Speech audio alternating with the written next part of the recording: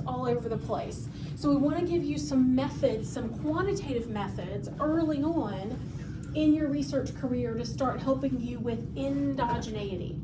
So let's just review, okay? So as always, I try to put things in very layman's common terms, okay? So what is endogeneity?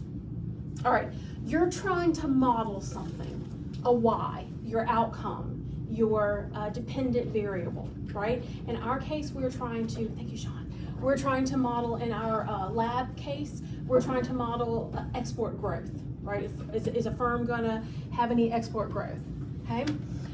But this is something that is unobserved, and we talked about what this is. I call these formally, like in my notes, pre-existing conditions, things that you can't measure. This could be like corporate culture, I'm going to use technology. It could be the management style of the company, okay? This is something that you can't observe. It does affect what you're trying to predict, but it also is related. Statistically, I would say it's correlated. Correlated, meaning there is a relationship there. It's related to one of your predictor variables of Y, your explanatory variables. So that's the problem. Something that you can't measure, something that's pre-existing within a company, it's affecting your Y, and it's also related to, it's correlated with your predictor variable, okay? We had a great question last time. That something that I can't observe, that pre-existing condition, where does that go in my model, right? Because remember, this is just a simple, well, it's not simple, but it's not too far off from being simple. I mean, this is just a regression model, right? So you've got, let's just say I've got two predictor variables, okay? Part of the variability in what you're trying to predict in export growth is accounted for by the X's, by the explanatory variables. Everything else goes into error. So we had a great question. Is what I can't observe, does all that get pushed to the error term? And honestly, I could not remember. So I went and pulled out my book I had when I was in school. This is Discovering Statistics. I had, even back in my day, we were still using R. And this is a great, I love this, Andy Field, you might have seen his series. He has Discovering Statistics using SPSS. He has Discovering Statistics using SAS.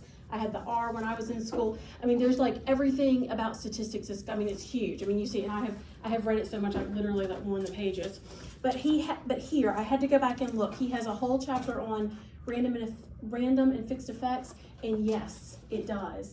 So to answer your great question last time, does that something observed, does it get pushed into the error term? Yes, it does. And I went and verified it, because I didn't want to, there's so many models, and there's so much out there. I don't ever like to say definitively unless I know. Like, I've gone back to my source and I know. And honestly, I could not remember. So that's what happens to that something unobserved, okay?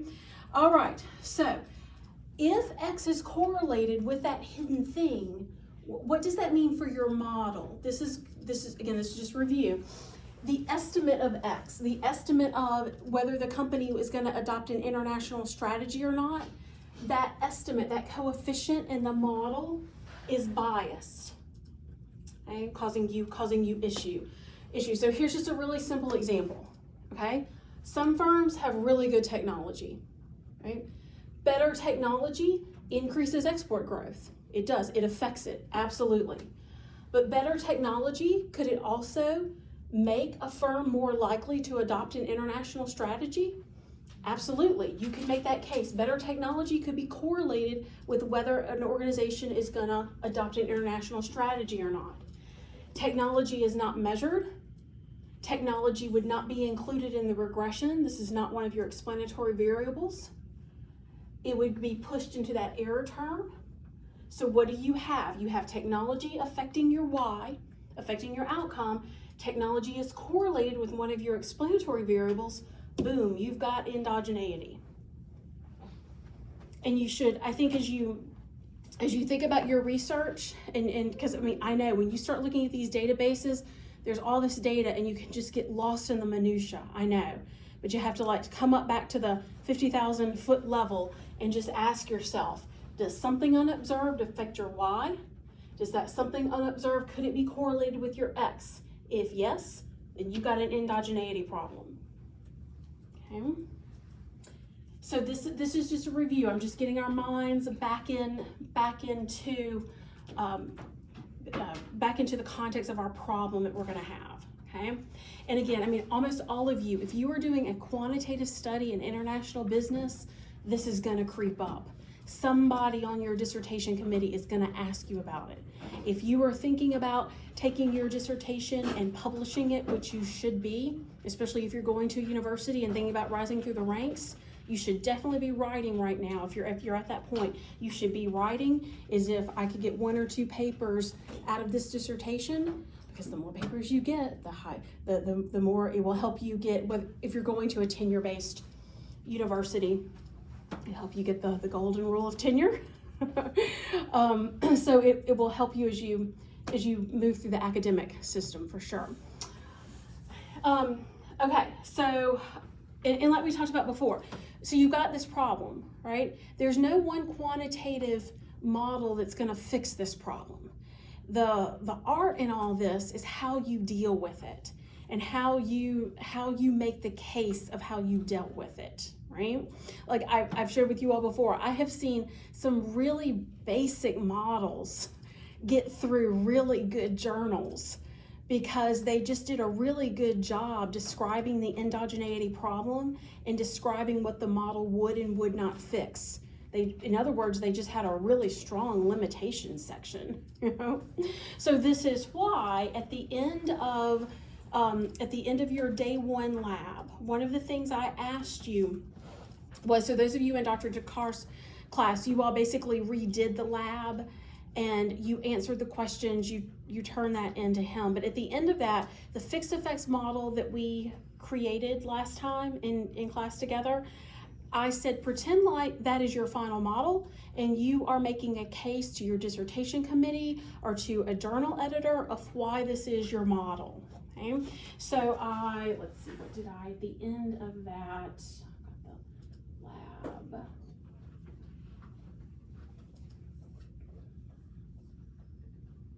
I asked you, so if you just go to the end of your day 1 lab, I asked you 2 or 3 sentences. You were explaining this model to a dissertation or journal journal paper, okay? Why was fixed effects used, and acknowledge one limitation. I'm trying to get you in the practice of basically defending, right? Because what you have to do at your dissertation defense, you have to defend everything. And particularly those of you that are doing a quantitative study, you're going to have to defend model choice. Why is this the appropriate model for my data, for my problem? And then, you know, George Box, who gave us the box plots out of statistics, that famous saying, all models are wrong, but some are useful. All models are wrong, but some are useful. That is even, I think, even true. We got all this artificial intelligence and all this predictive modeling. We got big data, and we got you know, servers that can handle 50 billion rows of records now. You know, we got all this stuff. That's good. They are still predictive. They predict, and the predictions are still wrong. You know, so you have to say what's still wrong with this model. You have to defend the model. And in that defense, you have to say what's a positive about the model, but what's a negative, what's a limitation, right? So that's why I said acknowledge one limitation that still remains. Okay, so still on our review here. So for your end of day 1 checkpoint, okay, so I asked you, why was fixed effects used? And I asked you, what was one limitation? And these are just like my notes off the top of my head. Then I wrote it out as if I was writing to a journal. Okay, so fixed effects, what did we learn about fixed effects in day 1? How does it help us with this endogeneity problem? It only looks at the firms within the time frame itself. It only compares the firm to itself. It's called within, it's actually variability, but the within analysis. So what does fixed effects do? It does control for the unobserved, technology, corporate culture, all those things. Time invariant. So things that do not change over time, okay? About some characteristic of the firm, so corporate culture, technology. I'm just reminding you of what we did, like why did I use this model? What is a limitation? So it does remove some of the bias because it only compares the firm to itself. That's useful, that's helpful, okay? But what does it still not do? Remove bias from the time varying, something that varies over time. So at the end of day one, I asked you, well, what are some things that could vary over time? So there could be some demand boom, right? There could be some interest in the firm's product or service that is just very different one year from every other year. So that's something that varies over time. If you're thinking international, political issues, right? Trade policy issues, that could change things from year to year, right? New management. You can imagine right now, if you all are looking at current data right now, like if you're looking at panel data right now, I can imagine in the last year, this year, next year, this AI boom we're having, right? It's going to be real disruptive to companies that are operating in an international standpoint. Okay. So if I was let's say that data was my data, my dissertation, I was in this program and I was defending my dissertation to my committee, what would I say to them? How would I defend myself in, one or two or three sentences, okay? So I would say, fixed effect model removes bias due to stable, unobserved firm characteristics that may affect both international adoption and export growth. That one sentence shows I know what I'm doing. I'm recognizing that there's endogeneity, and I am choosing a model that helps mitigate some of those issues as much as it can, right? What's a limitation? So boom, I have selected the appropriate model, and this is why. Now what's a limitation? Fixed effects, the model that I chose, it does not address time varying confounders, such as, and what I would do here in this such as, is I would put this in the context of my data, my problem. If it was an AI boom, if it was a new management that came in, I would put this part of the sentence in the context of my problem. Okay? I've just made a really strong case to anybody. I know what I'm talking about, and I recognize the limitation. That'll give me my PhD, that'll get me onto my job. I remember the days. It's been over 25 years since I was in school, but I still remember how glad I was to be done with my PhD. PhD, everybody knows what PhD stands for? Piled higher, deeper. Yep. And maybe take that out of the recording. It's kind of, maybe I should have said that on record. But I would hear that, especially like when I was in school and stuff, because you're jumping through hoops and you're working really hard, and and some days it's like, I remember the days like just I would like, especially because at University of Alabama, so I was in an applied stat department. You either had to develop a new statistic, or you had to extend a statistical model mathematically. Like that was the only way through like a PhD in applied statistics. I went extending a model mathematically. But 6 months to get the idea. We didn't have AI. Back in the day, what were you doing? You were sitting in the library, literally pulling the journal articles off the shelf, reading the abstract, physically, I didn't get AI to read it for me and summarize it and tell me what the limitations, so real old school. But there's still some use in that, right? So, and I always it's just piled higher, deeper. It just goes and goes and goes and goes and goes and goes. I know. And then I remember those days I would just like work all day and I would not get any progress. Like it's just like I was spinning my wheels, whether that was on the writing phase. The writing phase was definitely the hardest for me. It was really, I had to really get myself, I'm quite disciplined, But I mean, I had to really make myself like set the alarm, get up, don't get go right to the office and write, you know. So anyway, you all, I certainly remember those days. So you all are more than welcome to always come talk to me about being efficient, trying to make it through the process. You know, just getting through the process is, it's a lot. It's a lot. So anyway. Okay, I digress a little bit. All right. But having somebody that has been through the process, I mean, all your professors have, but, you know, having somebody that still remembers, you know, and still appreciates that, sometimes it's useful. Okay, all right, so that was a review, kind of gets our minds back into where we were at the end of day one, okay? All right, so now what we're gonna do is so you had a pretty deep dive into fixed effects, okay? All right, fixed effects doesn't fix everything. What today is gonna be focused on is the random effects model, okay? So this is where you're gonna need the two items that Dr. Ibar sent you. He sent you a presentation, and then he also sent you the lab.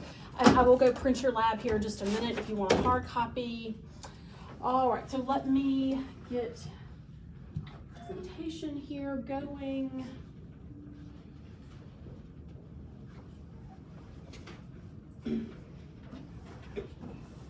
Okay, so I've got all my stuff saved. So I'll give you a minute. Your data set that you need is just the same data set that we used last time. Okay. So two things you'll need today. You can either have hard copy or electronic copy, doesn't matter to me.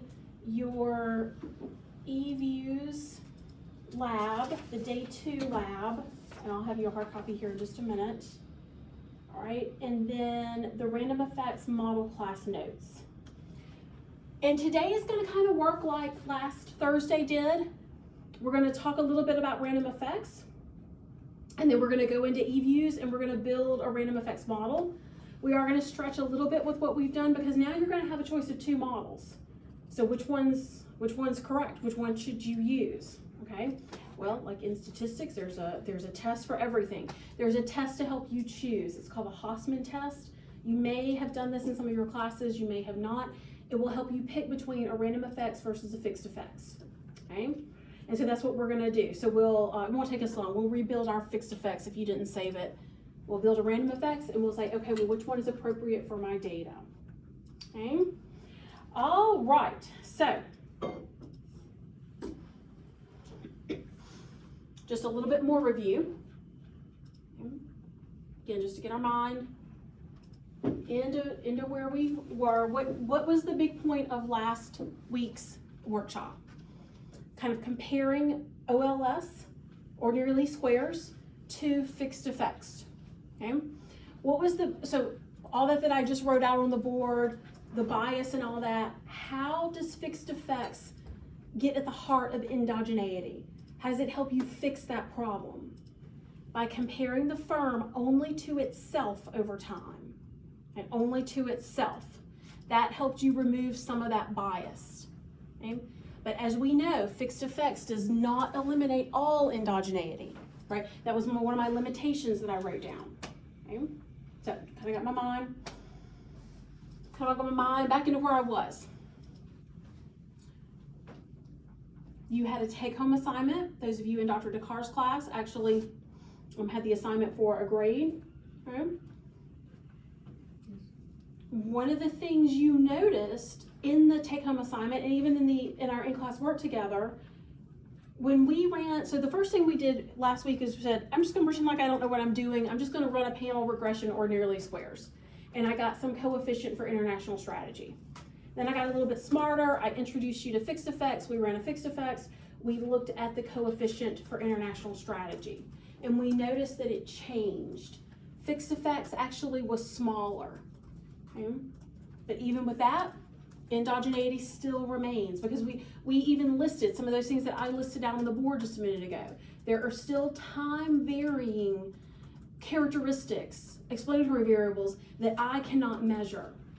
And fixed and random effects is not going to help this. But as we talked about last time, there are many models to help you with endogeneity in the world of statistics. Those of you that came last fall, I did a real long workshop on propensity scoring model, PSM. That's one way. Fixed effects, random effects is one way. There's a model, difference in differences. Since I've been getting into the international business journals with Dr. Ibar, I noticed, have you all ever heard of difference in differences? I know what it is statistically. It is used significantly in international business research.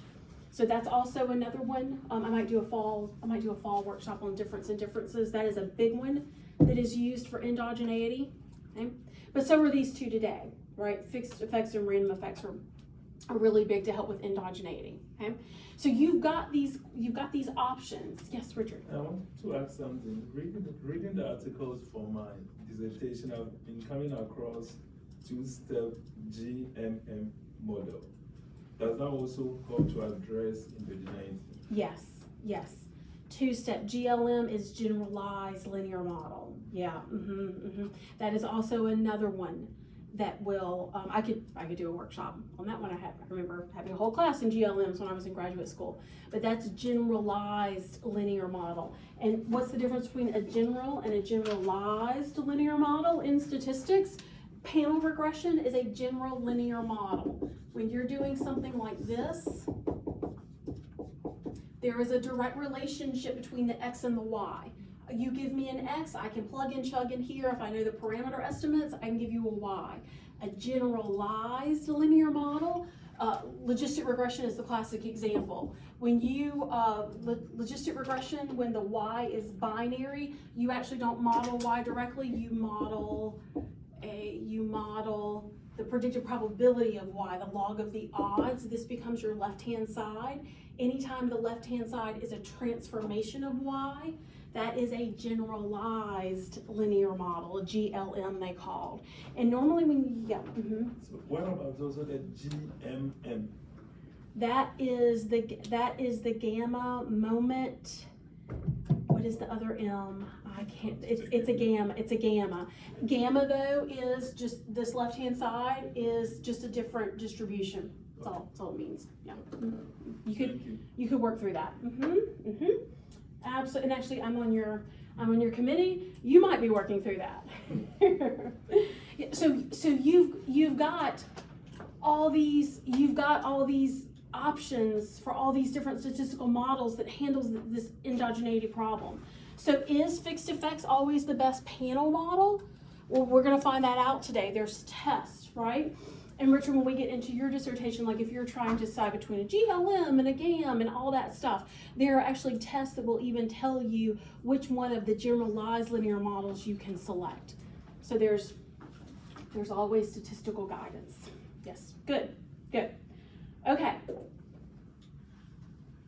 Today you're going to be introduced to random effects.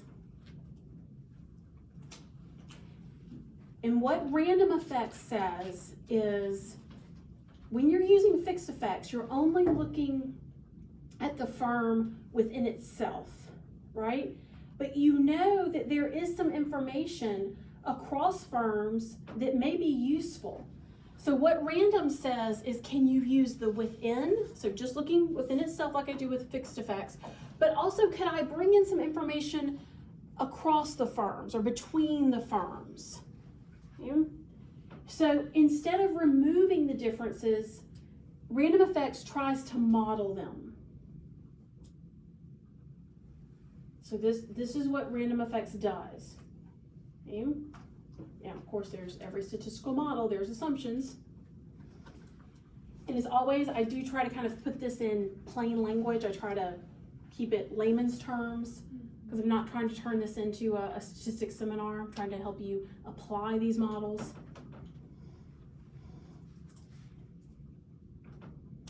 You have to assume something here.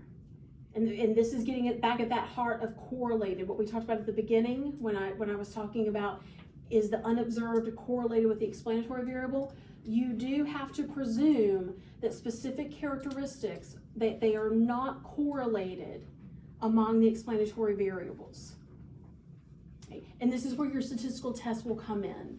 So how do you, based on your data, how do you know if fixed versus random? How do I know if this is met? You're going to have a statistical test.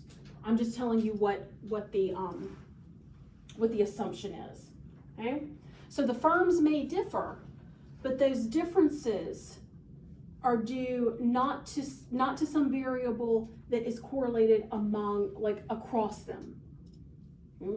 It's something to be, so the differences are unrelated. Like if we think about our example, the international strategy, it's something unrelated to the international strategy. Okay, so that's what you have to presume. Okay, why does this assumption matter? Random effects is a model that's known as efficient. Efficient, and I'm going to describe that in as layman of terms as I can.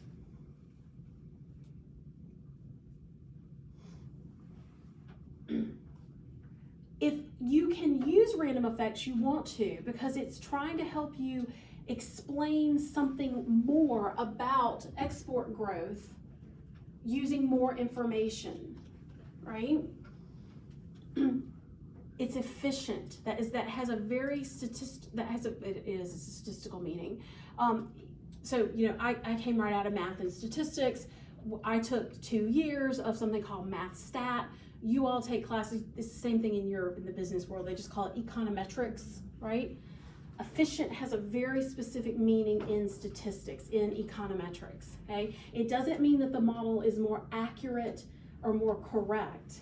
It means that it's more precise, okay? So what do I mean just in layman's terms, efficient? Because you will see this a lot come up. And in fact, you can even make your, like when I'm talking about making your case for the journal article for your dissertation committee, if you can use random effects, you always want to say it's efficient. But what does it mean in kind of like layman's terms? It's not that it's more correct. It also does not mean that it's more causal. It doesn't mean that the X is causing the Y. It doesn't mean that. It literally just means that it's using more information from the data to try to help you understand your outcome variable. That's really all it means in layman's terms. Okay? You will have now from a statistical standpoint, your confidence interval will be more narrow. What does it mean when your confidence interval is more narrow around your parameter estimate, around your coefficient? It means that it's more precise. Okay? You're honing in on something about export growth. Okay? All right, but now, if this assumption is wrong, if you have explanatory variables that are correlated across the firms, you run a random effects model, right?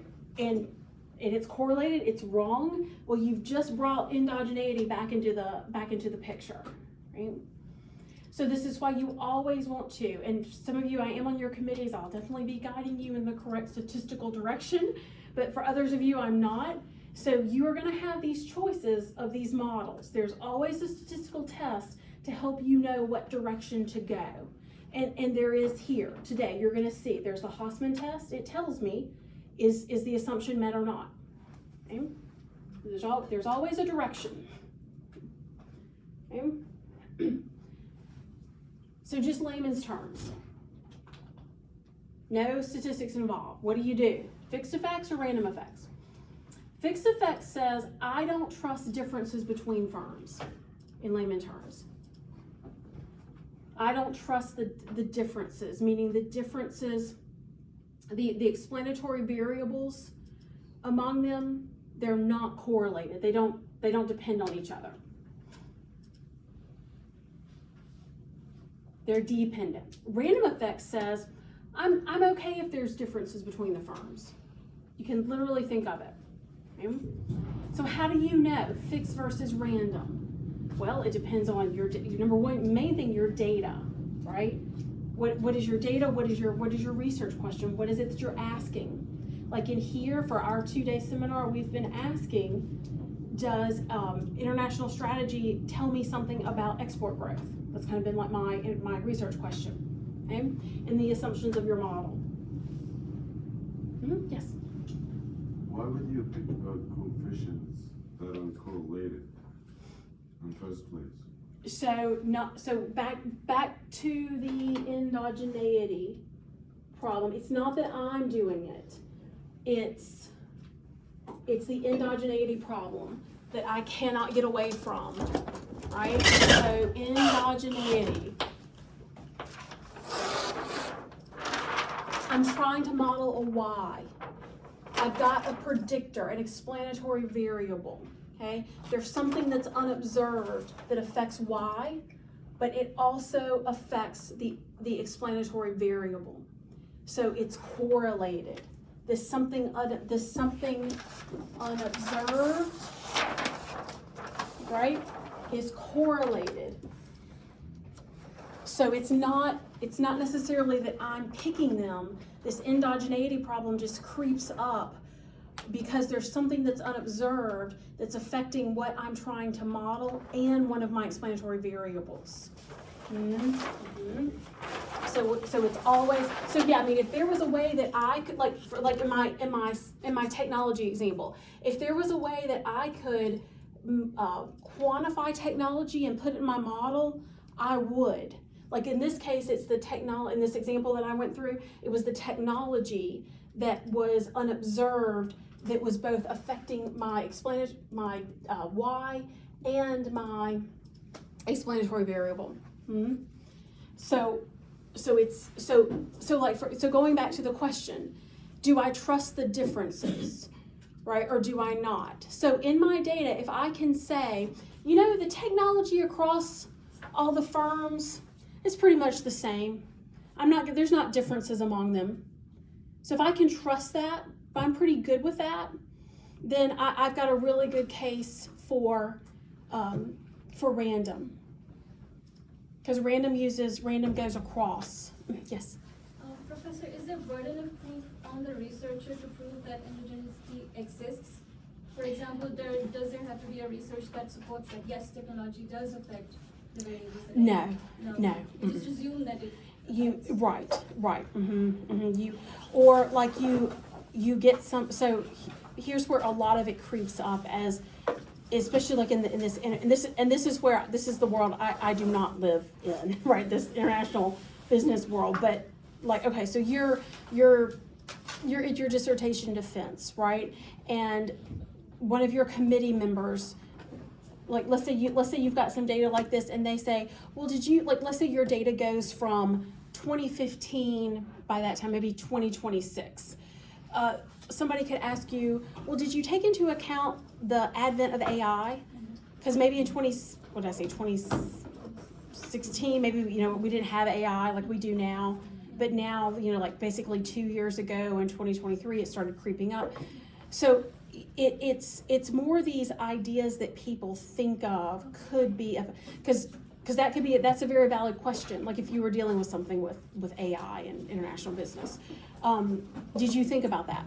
Is that something that is the advent of AI? Could that affect both whatever it is you are modeling and your predictor variable? So if you kind of see something that is like really relevant, it is kind of your responsibility, not relevant, but really like, oh my gosh, this is just like so obvious that it's affecting both. It's going to get brought up by somebody.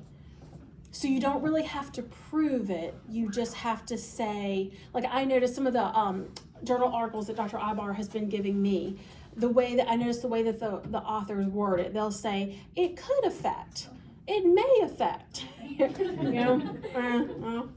how it goes. So yeah, so if you, and also what you're doing a lot of those times, what you're doing in those journal articles is you're trying to get past peer review. So you're trying to thwart off anything that a reviewer might bring up, Yes.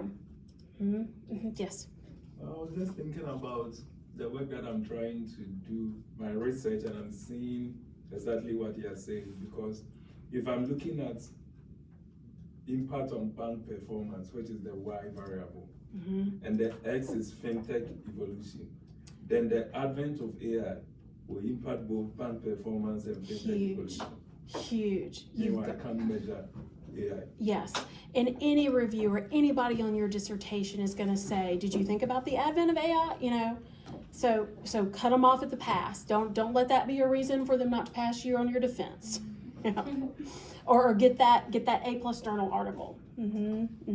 So you're definitely going to be selecting some model that deals with that can handle endogeneity. Yes, so good. Really good. Okay, so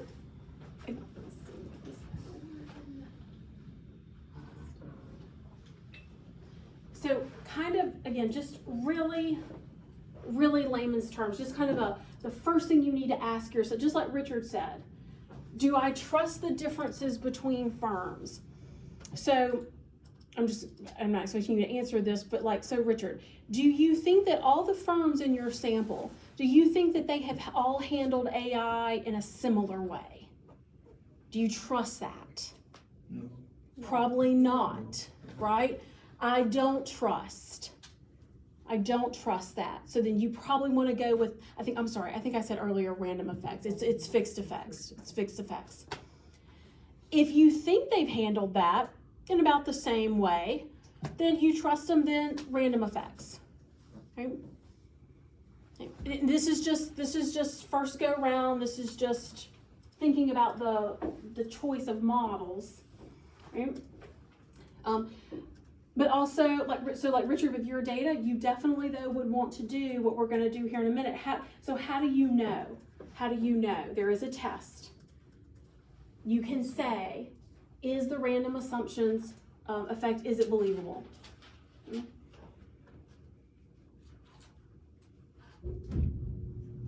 One also way that you can tell, just statistically, and we're gonna continue doing this today. If your fixed effects and your random effects estimates are very different. So like last time in the lab, I made you write down, what is the coefficient of international strategy? You're gonna do that again today, and you're gonna compare, okay? If they're very different, random effects will likely fail. If they're similar, random effects may be acceptable. That's also just another way that you can just ad hoc tell, okay? Hausman does not tell you which one is true, quote unquote true, right? All models are wrong, some are useful. There's no one true model, okay? But what it will tell you is whether your parameter estimates for the random effects, will they be biased due to endogeneity? We're always coming back to this endogeneity problem. So this is what Hausman test will tell you. Okay. So you still though, even going through all this, even if you pick the exact model for your data, you still have not totally solved the endogeneity problem. None of these quantitative models completely solve it. You're just mitigating it as best you can, and you're making the case to a reviewer, to your dissertation committee, to why you have chosen the model to mitigate it as best you can, okay? Reverse causality could still absolutely be there, right? The reverse causality that we talked about last time, okay? Where now the X is causing the Y. Time varying omitted variables. So time varying, something that changed, the AI example, something that changes over time, but you can't necessarily quantify. It's still gonna be there. You're still gonna have measurement error. Right? All right, so panel regression helps, but again, and we talked about this, nothing that you all are gonna do, you all are not in the discipline of statistics, you cannot run design of experiments. You're just gonna have to rely on these models that thwart endogeneity as best you can. You're never gonna make a conclusion in your dissertation or anything that you publish that something causes another, right? The only time you can do that in the world of statistics is design of experiments, right? How do we know that a drug cures cancer? Clinical trials, it's a design of experiment, right? How do we know that a drug helps a patient lose weight? Clinical trial, it is a cause and effect. Clinical trials, designs of experiments, that's the world that I come out of. You can absolutely claim causality all day long because you've done something very different statistically than what you all are doing with these regression models in business. Okay? So none of your results should ever claim causality. Just a friendly reminder. So Okay.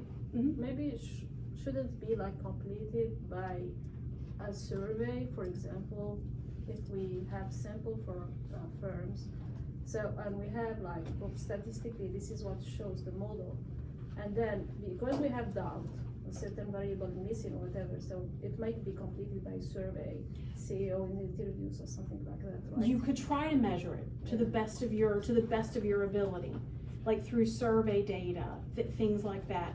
Try to somehow, but then you kind of get into, and this is, I was sharing a little bit about when I was in PhD school, you get into a little bit of an element of time, right? Yeah. Most PhD programs, like when I was at University of Alabama, you got done with those classes, you really needed to be out in 2 years. You had a year to define your problem and solve your problem, and you had a year to write.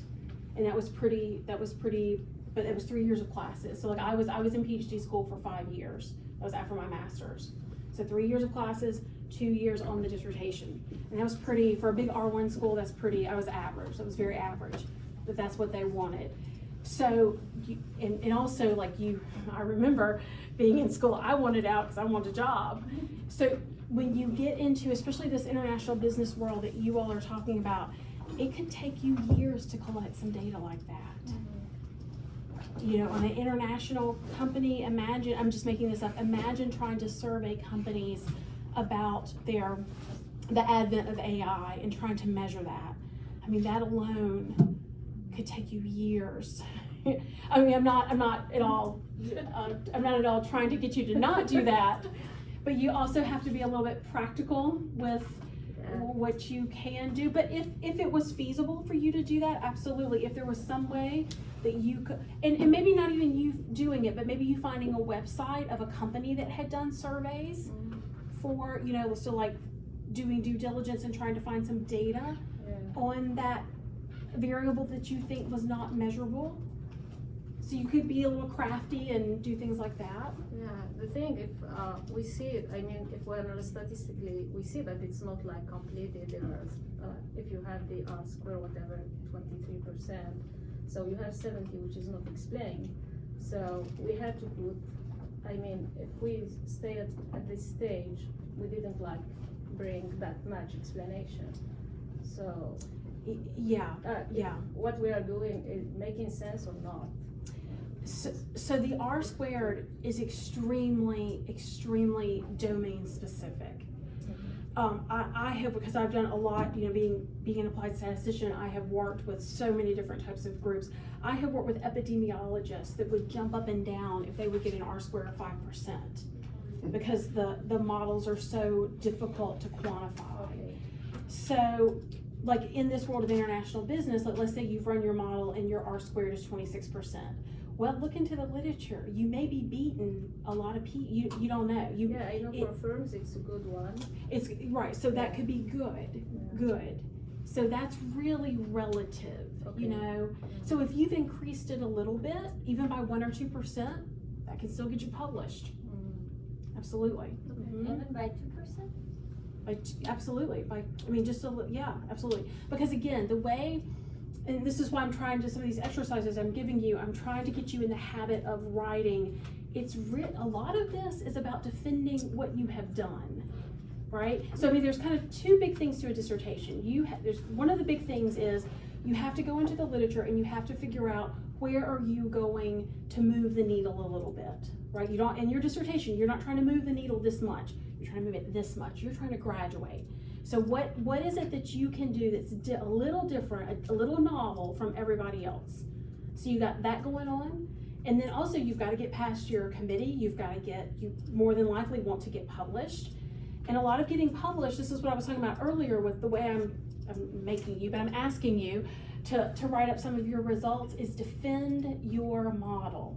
Why did you choose the model, and what's something that's still missing? Be honest about it. Throw it out there. And defend what you've done. There's a lot of power in that in publishing.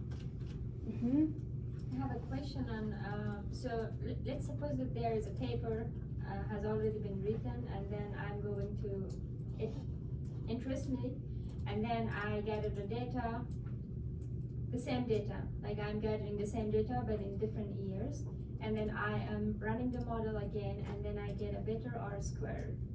So at that time, can that be acceptable For your, for a paper? so but you're using the exact same data? Yes, not the same data, but actually recreating the model Okay. which was created before, or the study which was written before. Uh-huh. That I am just going to recreate the same for another, for example, for another company, or for Oh, example, for another okay. industry, and then I'm getting a better R-squared. You won't get into a great journal, but could you get it published? Probably, if you make a strong enough case. So also, what you're doing in journal articles is the same thing you're doing in your dissertation. What is it that I'm adding to the literature? What is it that I'm adding to the discipline? So in doing that, you need to be a little bit crafty about, okay, yes, I did do a replication of this analysis, but what did that glean some insight that we didn't know before because it's a different company? You know, so it's all about making your case and how you're different and how you're novel. That's going to get you through your dissertation phase, and that's going to get you into journals. So we could talk offline about like specifically how you could craft that.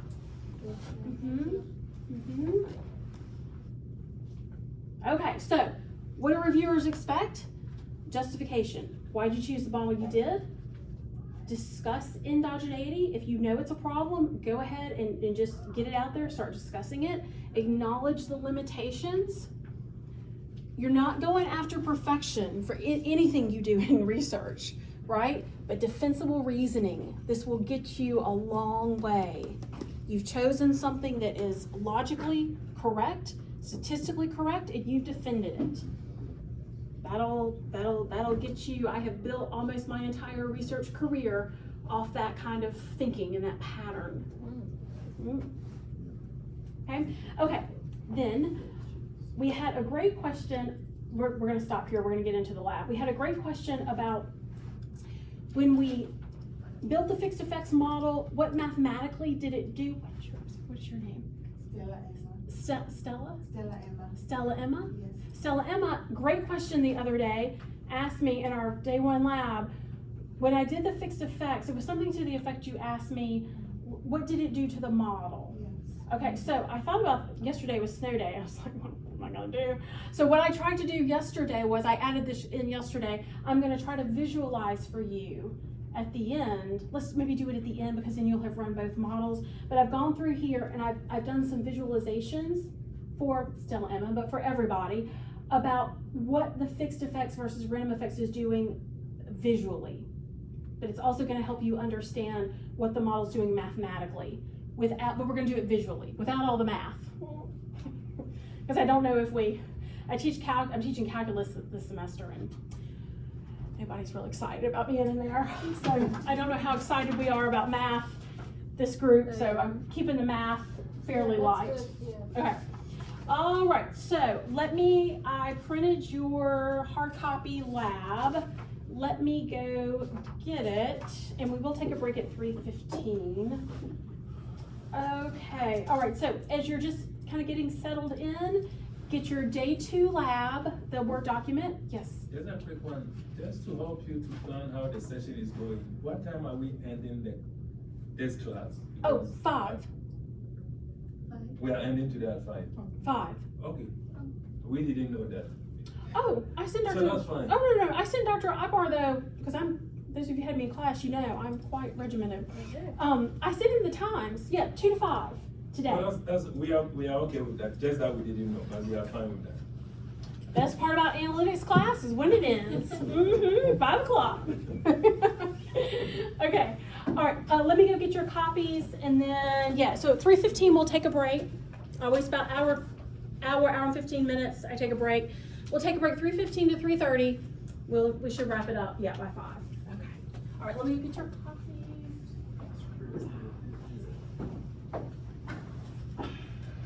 So Sally. What's up? How you doing? I'm very good. How are you? I'm doing all right.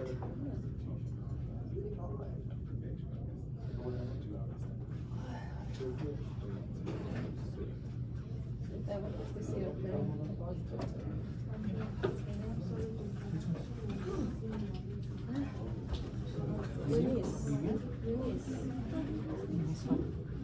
said, I wanted to show Eunice and that was our professor. I wanted to do the work.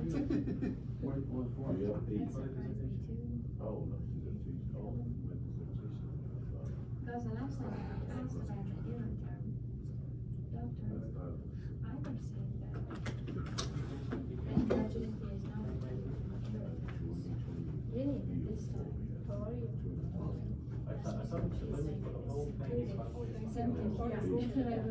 Let's just take the break now. Why don't we come back at 3:20? Give you time to walk around, get some water, because my copies did not Sure. make. Sure. Okay, so Thank you. 3:20. Okay, be back at 3:20. Okay. Okay. All right, and we'll be right back.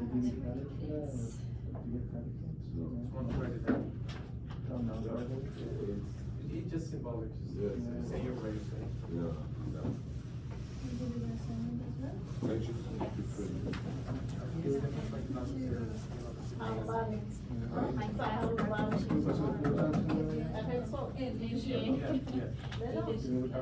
So quick. It's just February. Oh, I remember one. From That's why you pay that 900, that's for the registration. What did they do? from your region? What did they do? Finish The it, course and then is come very, back. I don't believe you. Which is fine, I mean, it's, I don't, it doesn't matter. It's a little bit surprising. Journal is completely journals. Yeah, not discussion, but journals of your own human writing about yourself, like how kind of person you are, or some of these things that you have said. How was it? Northeast, So how you last thing was to. exactly, and how The good thing is the meeting accumulated. We blew the way. ask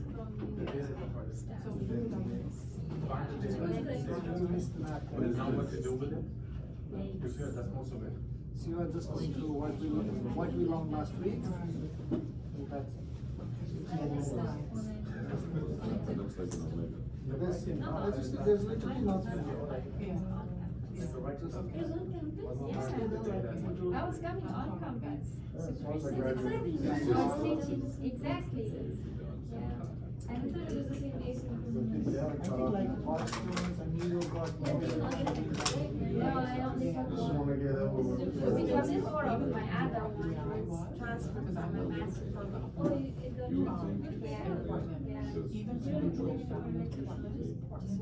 got That's work for the day. This winter is really weird because the northern region are getting very Yeah, I remember less down like snow more than to southern but one. I was down. Because you know, they expect you to use academic vocabulary. What language is it?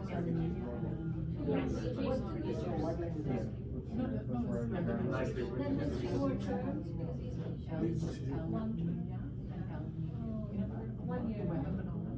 1 more year. 1 more year. The exam. It is not too hard.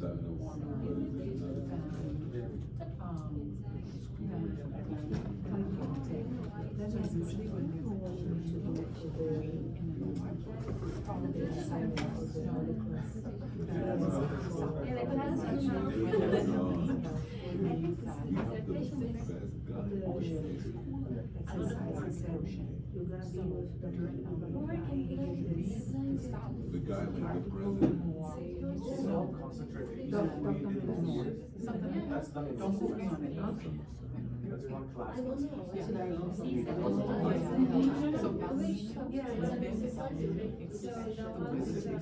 So I put my area right now. Maybe it's gonna be It's just. Seminar, I look and find it's like who teaches. Oh, okay, okay, he probably. Yeah, I have marketing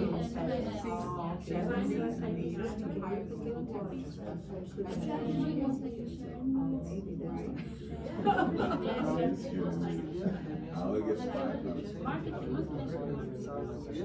For us, for 17 now. 17.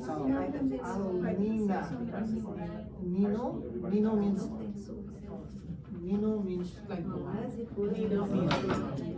I mean, so which one's warmer? Which one's warmer? So that's because I don't show you the generally needs a higher intelligence from Australia. I don't think so. Not yet. So I have to go. Then my electives, see my electives A, El Nino means warmer than average water. Central is where is the No, we're Atlantic. We're in Atlantic. So that's in Pacific, like Hawaii side. It's not to write about. Yes. If you study another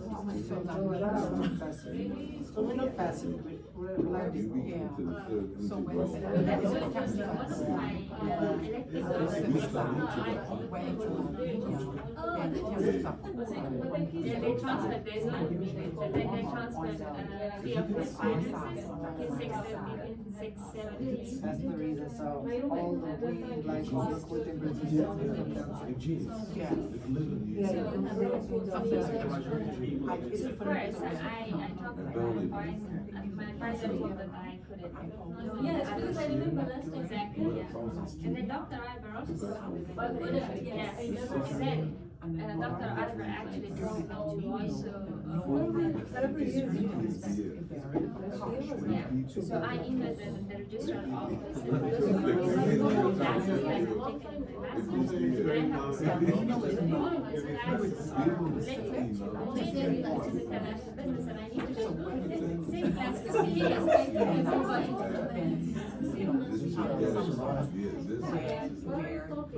talking about how many classes are remaining. 3 more is for 1 year. Yes.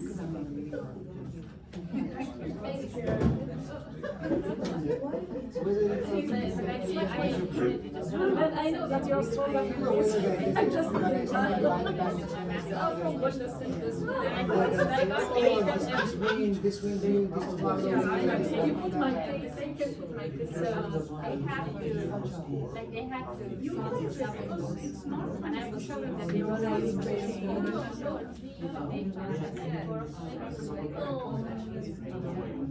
really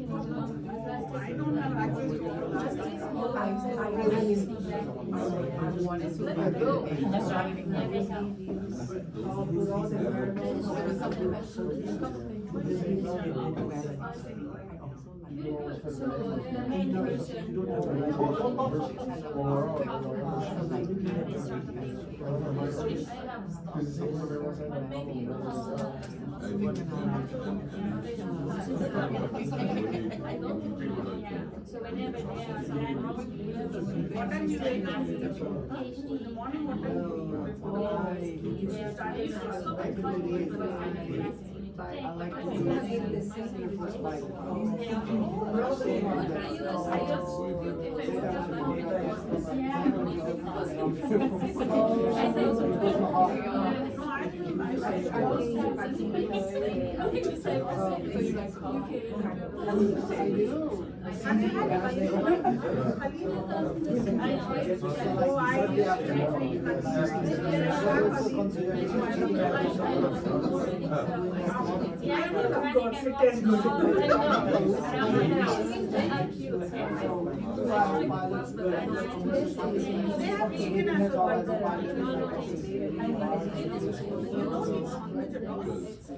I didn't want to take exercise.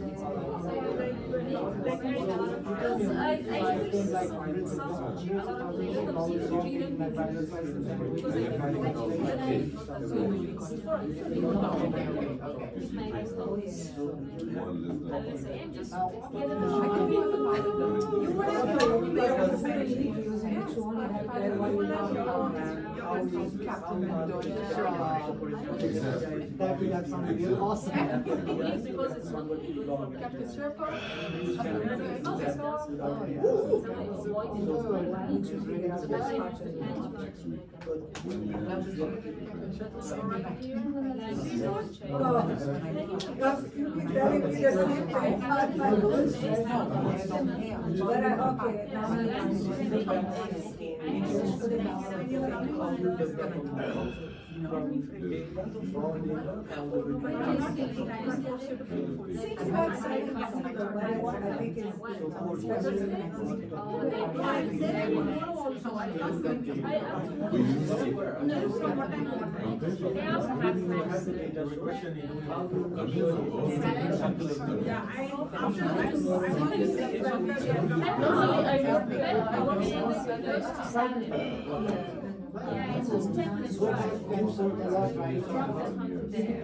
Oh, I did not know that yet. It's very nice. Yeah, I like You must get a great. Oh, you're in a break? Break?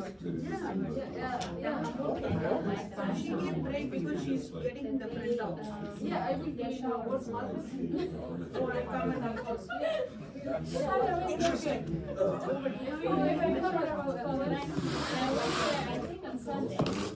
I did done with the. This is I did my and then I was taking the shower. It's so cold. yeah, this is fun.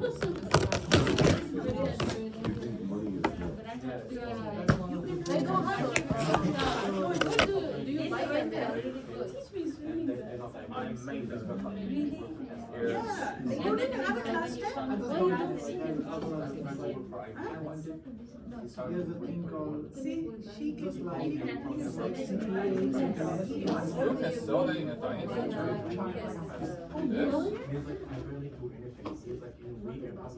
Market basket.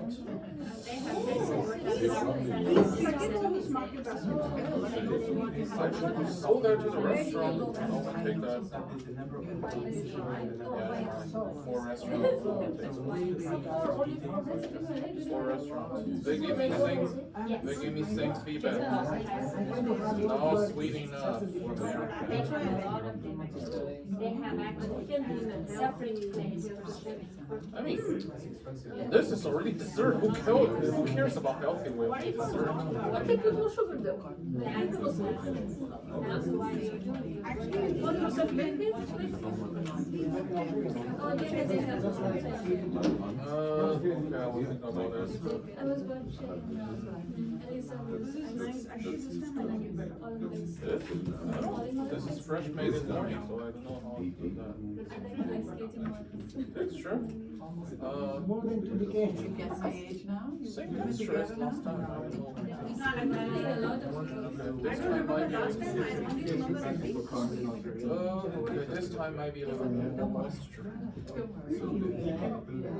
Should I just melt this Maybe back like there? somewhere between like maybe mid or like late trees. Okay, with this. Yeah, that's what I think. I love it. Because the thing is, you have to be really like healthy. You wouldn't see it at all. Water, exercise. Yeah, okay. Other than that, it is just a number. Whatever. I keep one after. There's 4 more bucks. Next week. Enough for everyone. I just think that I'm taking it from you. No, like this, the lead, the female Right, lead. actually. So this reminds me of, suddenly I realized it's me. Yeah, I'll show you the photo. And I'm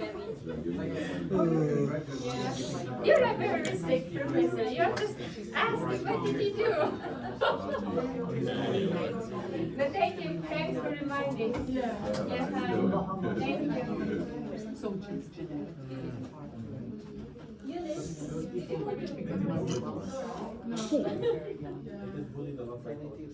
Okay, everyone, free snack here. Thank you, Lee. Thank We you. appreciate you so much.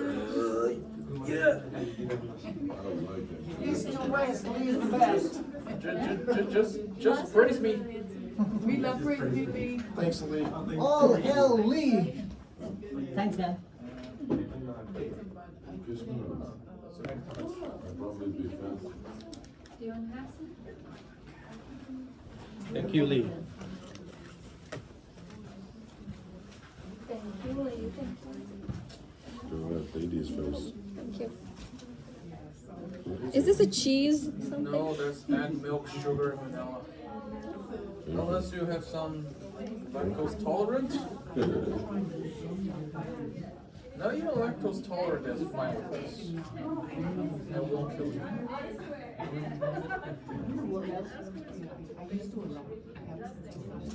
Yeah, don't worry. This is not sweet like donuts. This is Asian sweet. You can check with me. Do you believe I'm overweight? Seriously, yeah. Like body mass index, according to body mass index, I'm now 100 or somewhere between 170 pounds. So that is, yeah.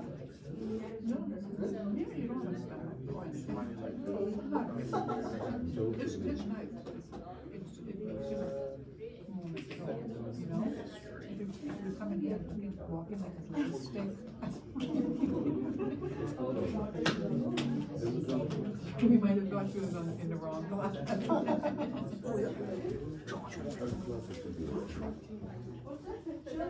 what are some of the things you think people come on?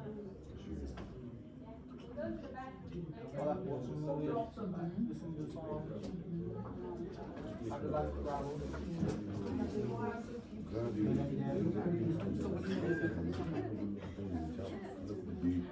For now, I'm like to get to like for a month. And I'm also, I may go to Vietnam. As you see, But I was wanting to see not go up, but I just go to it. I'm just afraid of the airport. go there, you can find bars.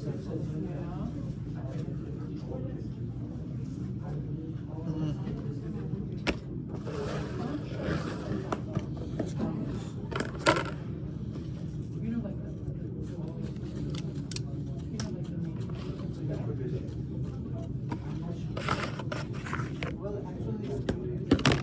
Find a normal box. But if it really works, I could probably do something. Wait a minute. Yeah, we're gonna see.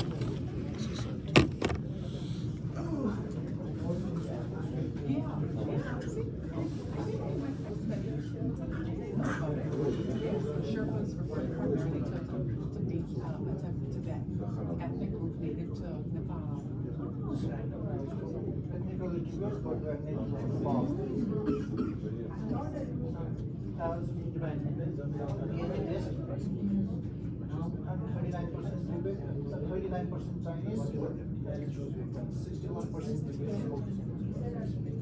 Makes sense. How about what? Try some dessert. What do you do? Except accounting.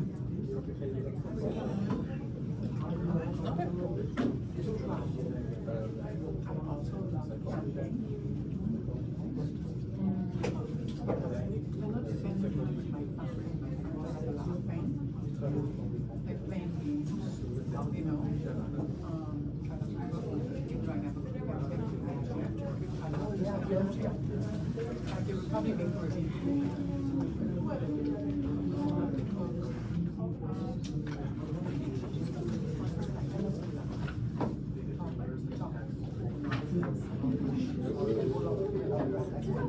That's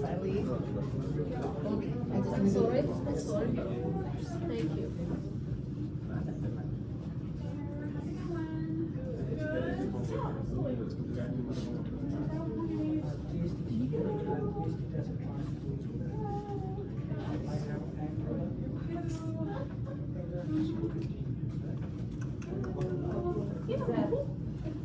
Pictures on your. I have that. Oh, come on. Thank you.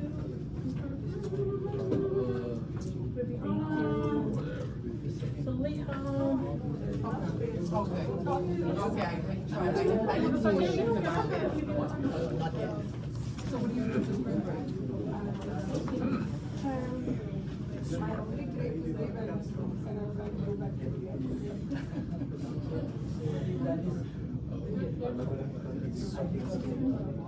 Oh, QSO 57.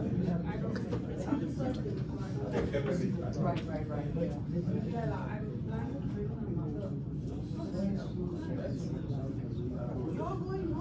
I wanted to work, and it's coming too fast. It's coming too fast, I need to plan.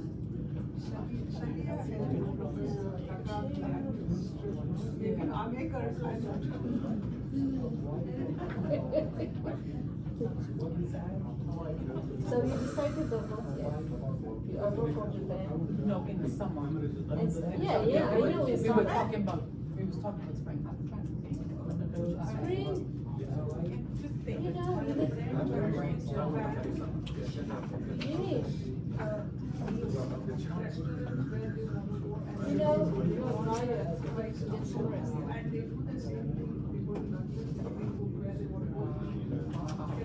You need to rest, you know? I know, but when we So you can go to the flight tomorrow. because when it's the fall.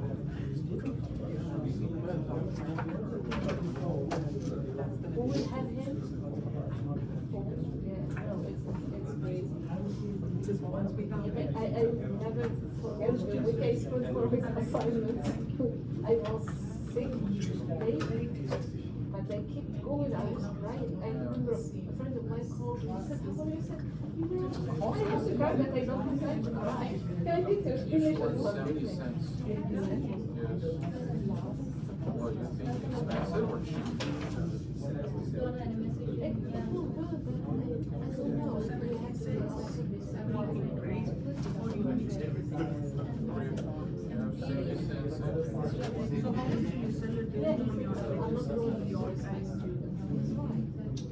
Oh my gosh, you guys wanna go ahead and get started back here?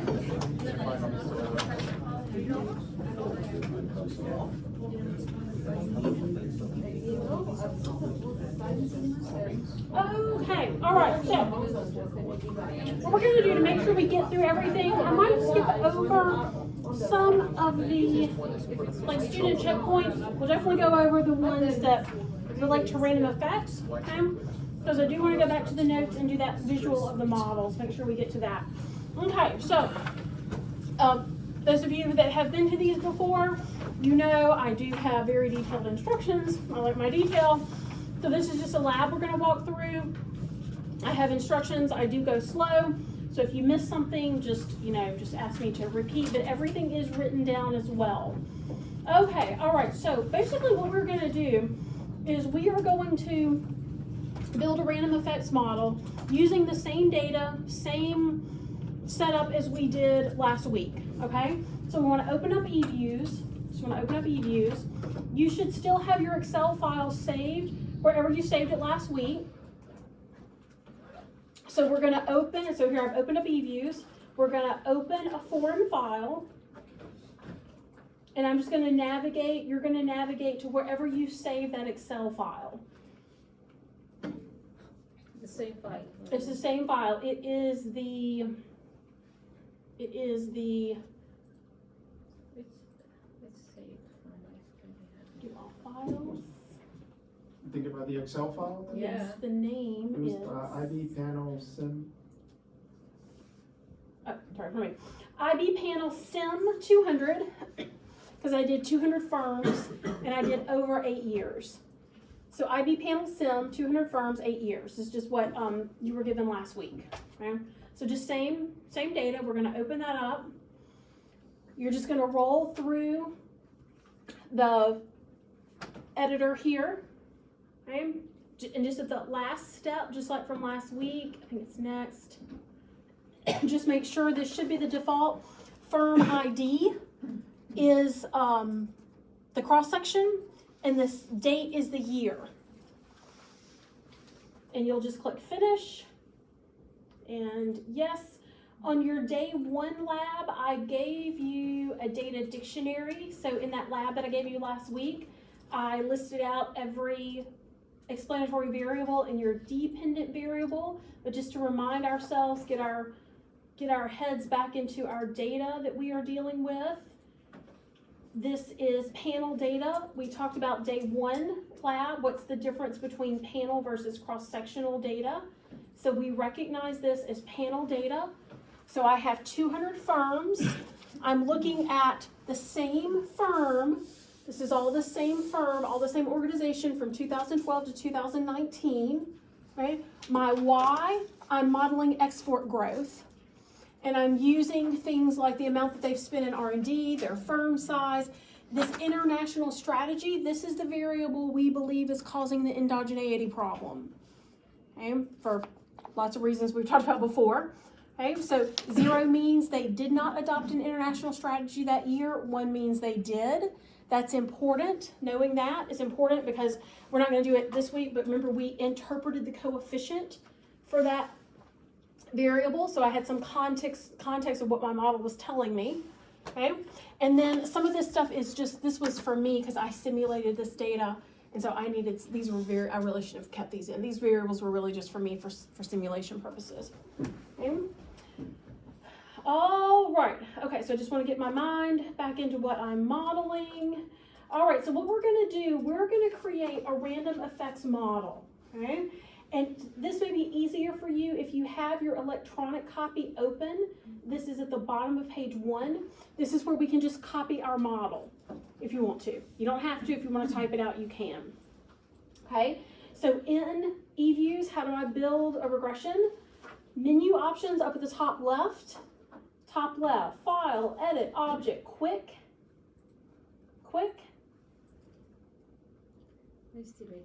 estimate equation. And here, if you just want to copy, this is where you have to specify your model, and this is just how you do it in eViews. You can copy this. You can copy this right out of my lab document. Your Y is on the left-hand side. C is the constant. You're basically just, this is your regression model. How many predictors do I have? I have international strategy, firm size, and R&D intensity. This is my model mathematically. Right? So I have to say on the left-hand side, what is my Y? It's export growth. There is a constant, the intercept, that's C. And then this is the international strategy. This is the explanatory variable for firm size, and this is the explanatory variable, the X for R&D intensity. Okay? It's almost like you're you're just listing out your model. Okay? To build fixed effects, random effects, you go into panel options, and this is where you select the cross section. Last week we selected fixed, you're going to select random. It's the same thing we did last week, it's just now we're gonna look at a random effects model. So random, okay, and you get your regression output.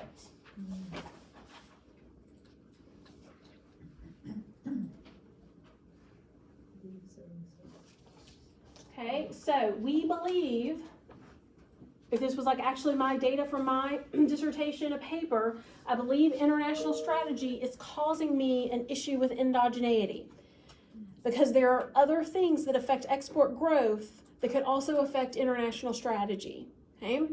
All right, so what does that mean? It means that coefficient that is related to international strategy, this may not be biased, okay? So one of the things I've had you all do, so on page 3 at the top, student checkpoint 2, what is the coefficient on the international strategy random effects model? I'm just going to round to 2 places, 0.78. 7, I'm just going to do two decimal places. Yeah. 0.78, so that is student checkpoint 2, question 1. 2, compared to, what did we do last week? We did a pooled ordinary squares and we did a fixed effects. I wrote down from my last lab. All right, so from last week, the pooled OLS was, I'm just gonna round to the, yeah, 1.01. 1.01. The fixed effects, 1.73, 7.4. The random effects, it's a little bit bigger, 0.78. So it's closer, the random is closer to the fixed effects parameter estimate than the pooled. Yeah, but R square is completely the opposite. Like we had the very good R square with the fixed effect. R squared's only 18%. Yeah, That's it was close to the OLS in the beginning than the second one. yes, yes. Okay. But R squared, remember, it is domain specific. So you open up a stat book, yeah, they're gonna say 0 to 50 is quote unquote bad, 50 to 70 is decent, above 70% is good. You know, that's coming out of traditional statistics, which is wonderful. But R squared is completely domain specific. Like I said, I have worked with epidemiologists that have jumped up and down when they get an R squared of 5%. They're trying to determine how much variability some drug is absorbing, you know. So 18%, look in the journal that you're trying to get into. What, you know, are they publishing R squares with really high, or are they, is this could be beating out the last 5 papers that were published in that journal. If it is, I'd submit. Okay. So R squared is very domain specific in terms of what is considered good and bad. There are statistical rules, yes, that are good rules of thumb, but it's definitely domain specific. Okay, so I just want you, so just notice here, because we're going to come back to this, just notice that your random effects is closer to the fixed than it is the pooled OLS from last week. Okay, so right now we're just kind of writing down what we know, what we're observing. Okay, so this is one of the student checkpoints I don't want to skip over, because this is helping you understand this model. Okay. What is the key assumption? So I'm on page 3, step 3, student checkpoint 3. What key assumption does the random effects model make about firm characteristics? About the firm's explanatory variables?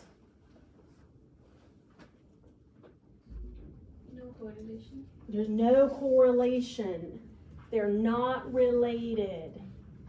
They're not related. Very different from what fixed effects assumes. Okay? So let's just kind of write it in simple terms. I'll do similar to what I did last week. I'll just put my text in blue. Okay, so Not related to strategy. yes. That one, to this variable, particular variable. Yes, not related to what? Yeah. Yes, to whether the firm adopts the international strategy, the variable that I believe is causing us the endogeneity problem. Okay, so let me just say this kind of layman's terms. The unobserved firm characteristics, in other words, the explanatory variables in your model, that's really what that is.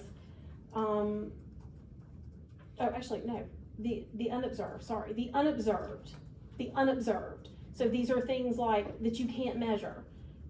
Technology, what did we say last week? Corporate culture, AI adoption, management. There's so many things.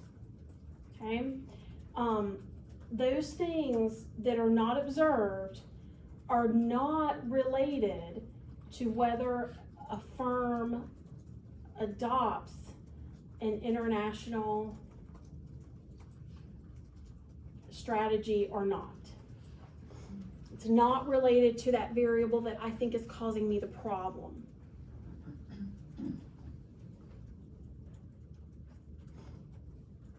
And why do I care about this? Because a random effects is going to look across the firms, whereas fixed effects only compare, it only built the model, it only compared to itself within those 6 or 7 years. This is going to compare firms now, or what's going to compare across firms. It's going to compare international strategy to a firm in Europe, to a firm in Asia Pacific, to a firm in the US. So this is the assumption that those things that I can't observe, those things that are causing me this endogeneity problem, it's not related to my explanatory variable. Because remember, endogeneity, it's affecting two things. It's affecting your dependent variable, your y, and it's also, you believe, or you could even test for this. Some of you were asking me, could you test? You could test for this. Is it correlated? One of these things I can't observe, is it correlated? Is it related to one of my explanatory variables in my model? Which for us, in our lab example, it's whether the firm adopted an international strategy or not.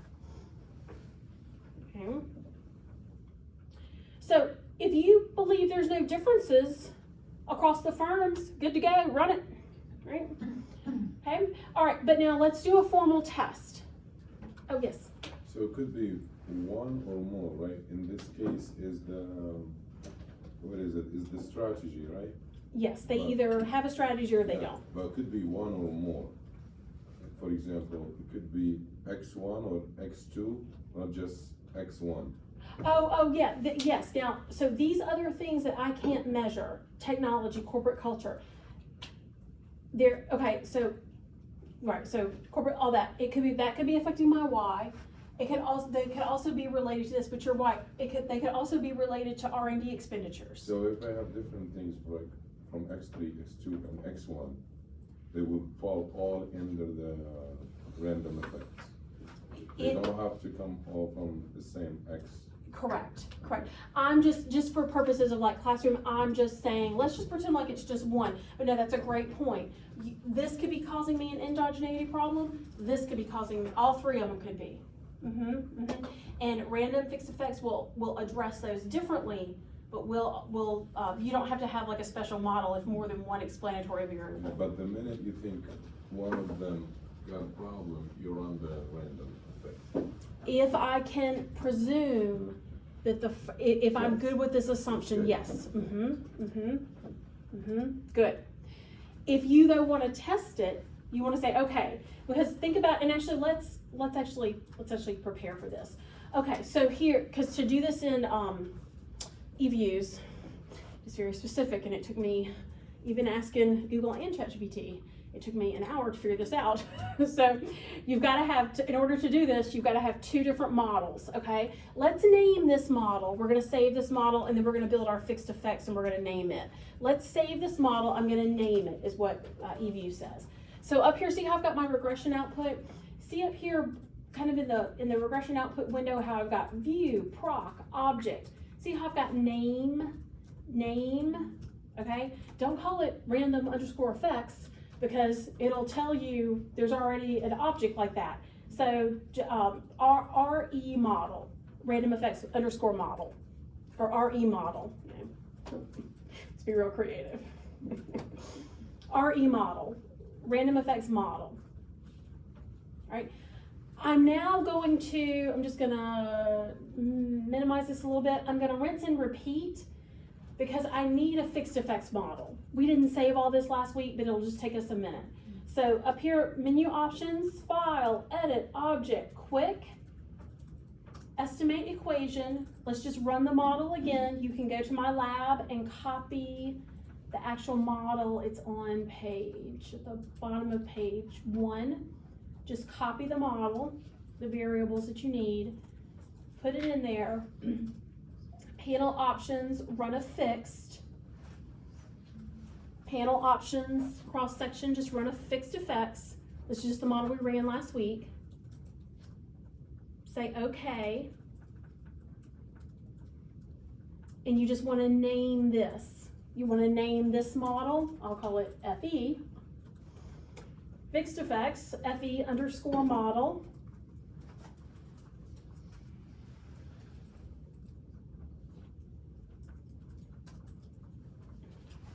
FE_model. I love it. I'm teaching undergraduate calculus, right? And nobody wants to be in the room. So we use Desmos, this thing, we do math and they save their files. Some of them, I love it because some of them, they're not at all like math or, quantitatively oriented by any means. So they come up with very creative names for their files. I'm not that creative. Okay, so FE_model, fixed effects model. Okay, all right, so this is just how you do it in eViews. You've got a random effects and you've got a fixed effects.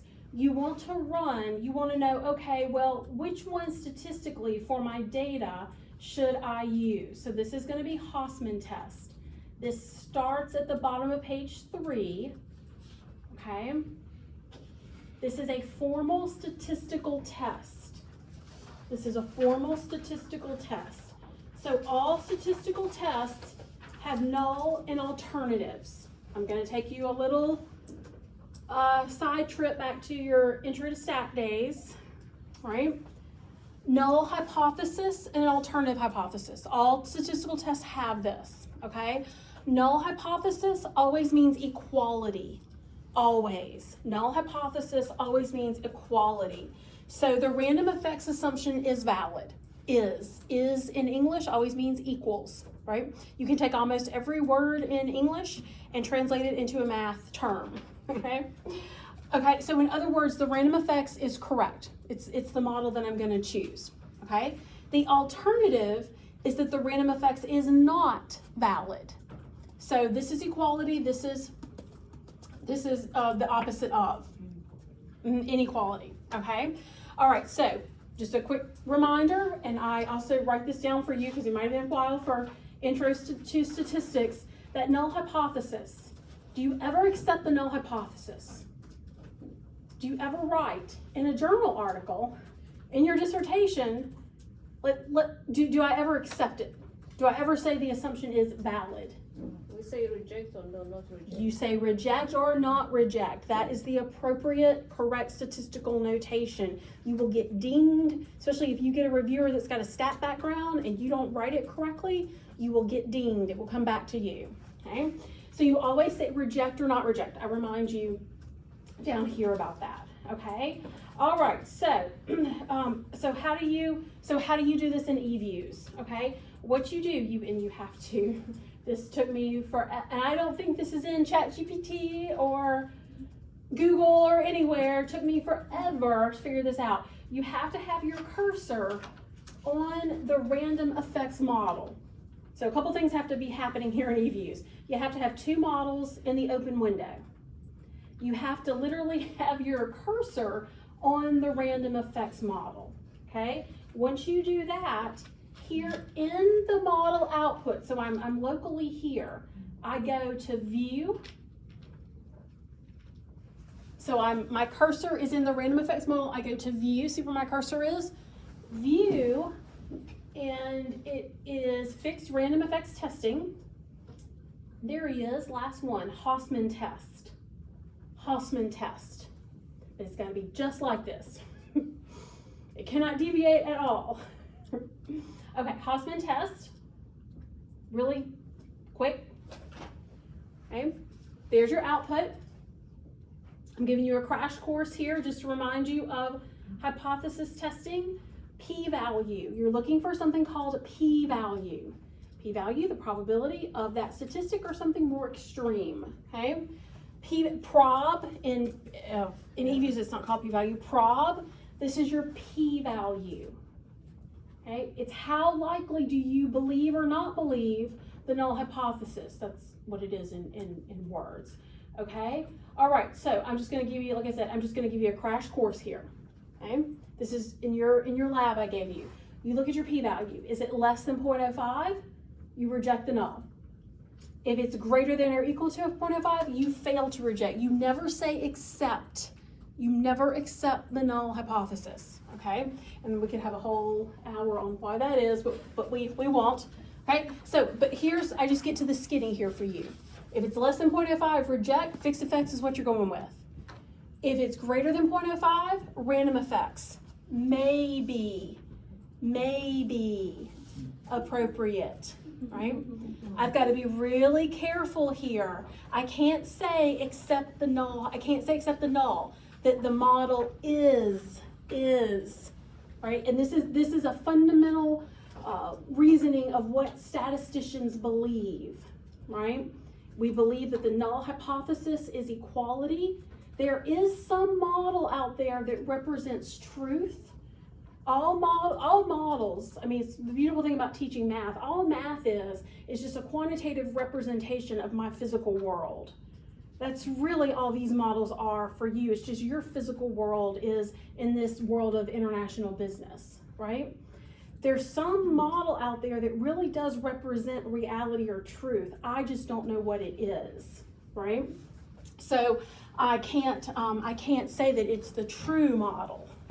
The only way I could say it's the true model. So remember, here I'm even being really specific with my notation. Actually, I should have a hat there, right? Here's the actual, this is truth to a statistician. Beta. These are the parameter estimates if I had all the data, the entire population. Even with big data, even with Hadoop servers these days, I still don't have all the data, right? So I don't really know what the true random model is, okay? So that's why we say may be appropriate. I probably should have italicized that. So that language is important, and when you're writing this up for a journal, for your dissertation, the language is important, okay? Okay, but also I'm getting to the skinny here for you as well. So less than 0.05, use fixed effects. Greater than 0.05, random effects may be appropriate, okay? In any piece of statistical output, when you see 0.0000, basically that's less than, it's actually, because this is 64-bit, this would be point and 30 zeros and a 1. So basically we just say less than 0.0001, okay? It's really small, it's way less than 0.05, okay? So what would I do?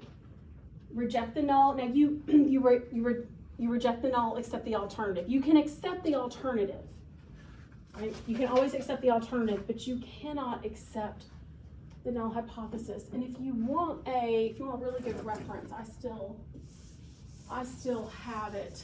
So I'm talking about in statistics, but there's a really good, it comes out of, so where does this come out of, at least how we think about it in the U.S. judicial system. In the U.S. and there's a paper, I have it, there's a paper that links how we do hypothesis testing to the U.S. judicial system. In the U.S., when somebody goes on trial for a crime, what do we presume about that person? Innocent until proven guilty. Innocent, the null. What do I believe to be true? That the person is innocent. Otherwise, he's guilty.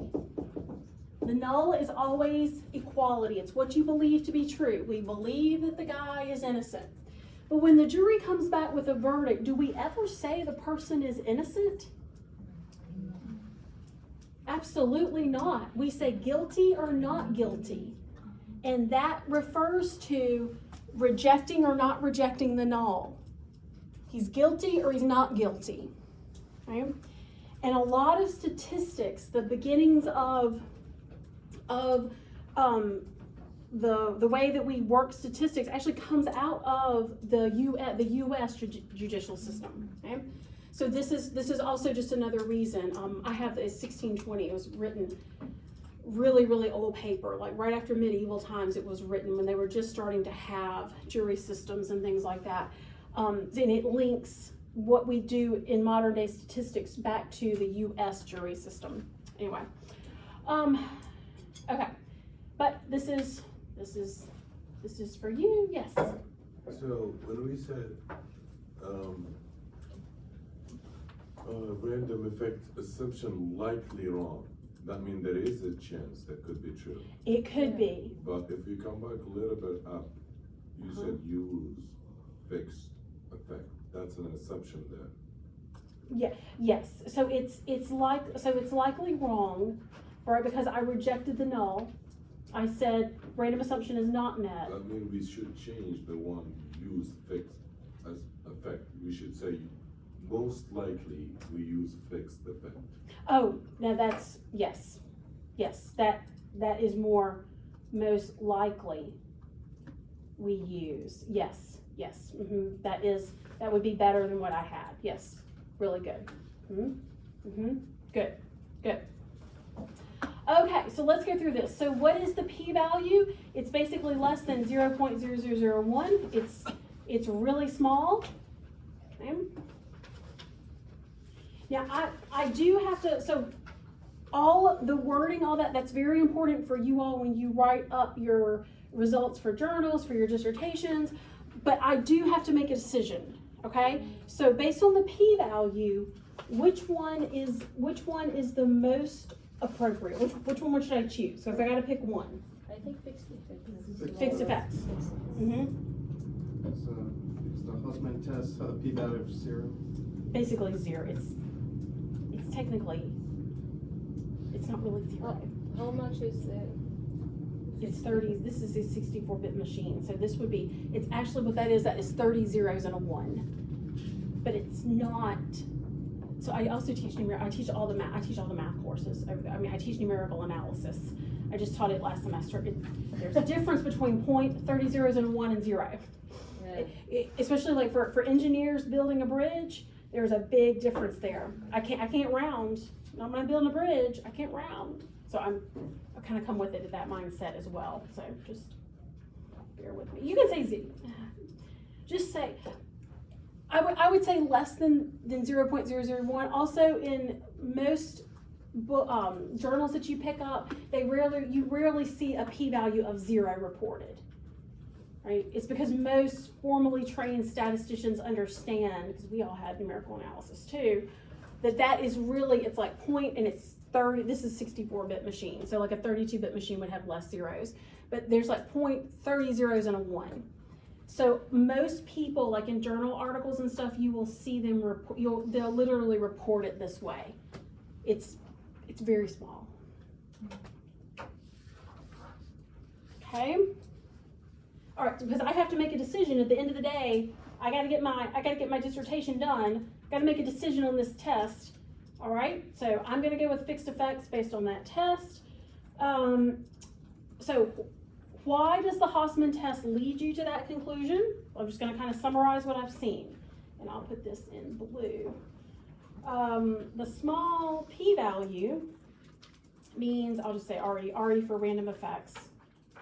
Random effects, just type that out. Random effects, assumption, because that's really what it's testing. It's testing an assumption. I want to say this, that firms are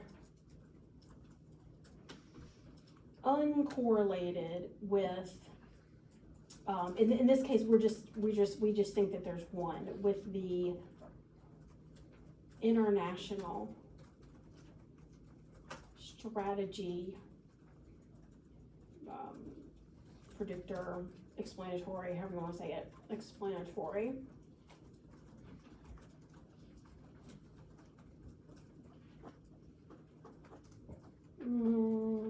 Is unlikely. I'll be vague. Fixed effects is, I'll say this, safer choice. Because it's really, say it like this, it avoids, it's really a bias. It avoids that bias. Okay, the small p-value. So what's the assumptions?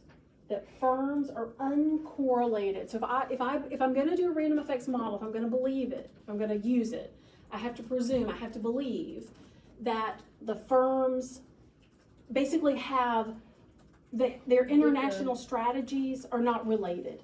They're uncorrelated. That's the assumption of random effects. So it's unlikely. So fixed effects should be used.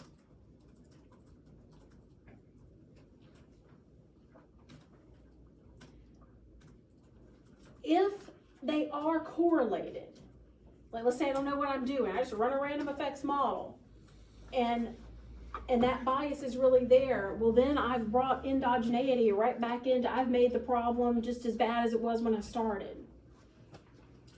So this is why having tests like this to help you choose between these models is useful to you.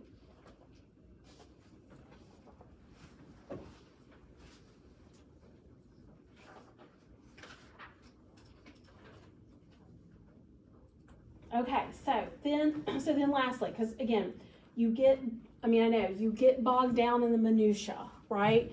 You're looking at your data. Your data's complex. You're over here in this big statistical software package. It's complex. You're trying to figure out what model to use. That's complex. I mean, nothing you do is straightforward at this stage of the game. I know. Okay? So just take a step back. So what does this mean for endogeneity? Always just take a step back and say, have I fixed my problem? Have I addressed my problem? Okay? All right. Hausman test is favoring fixed effects. Okay? So what does that mean? That means that the firm-specific effects, they are correlated, right? So you can't say that the international strategies among the different firms are independent of each other, right?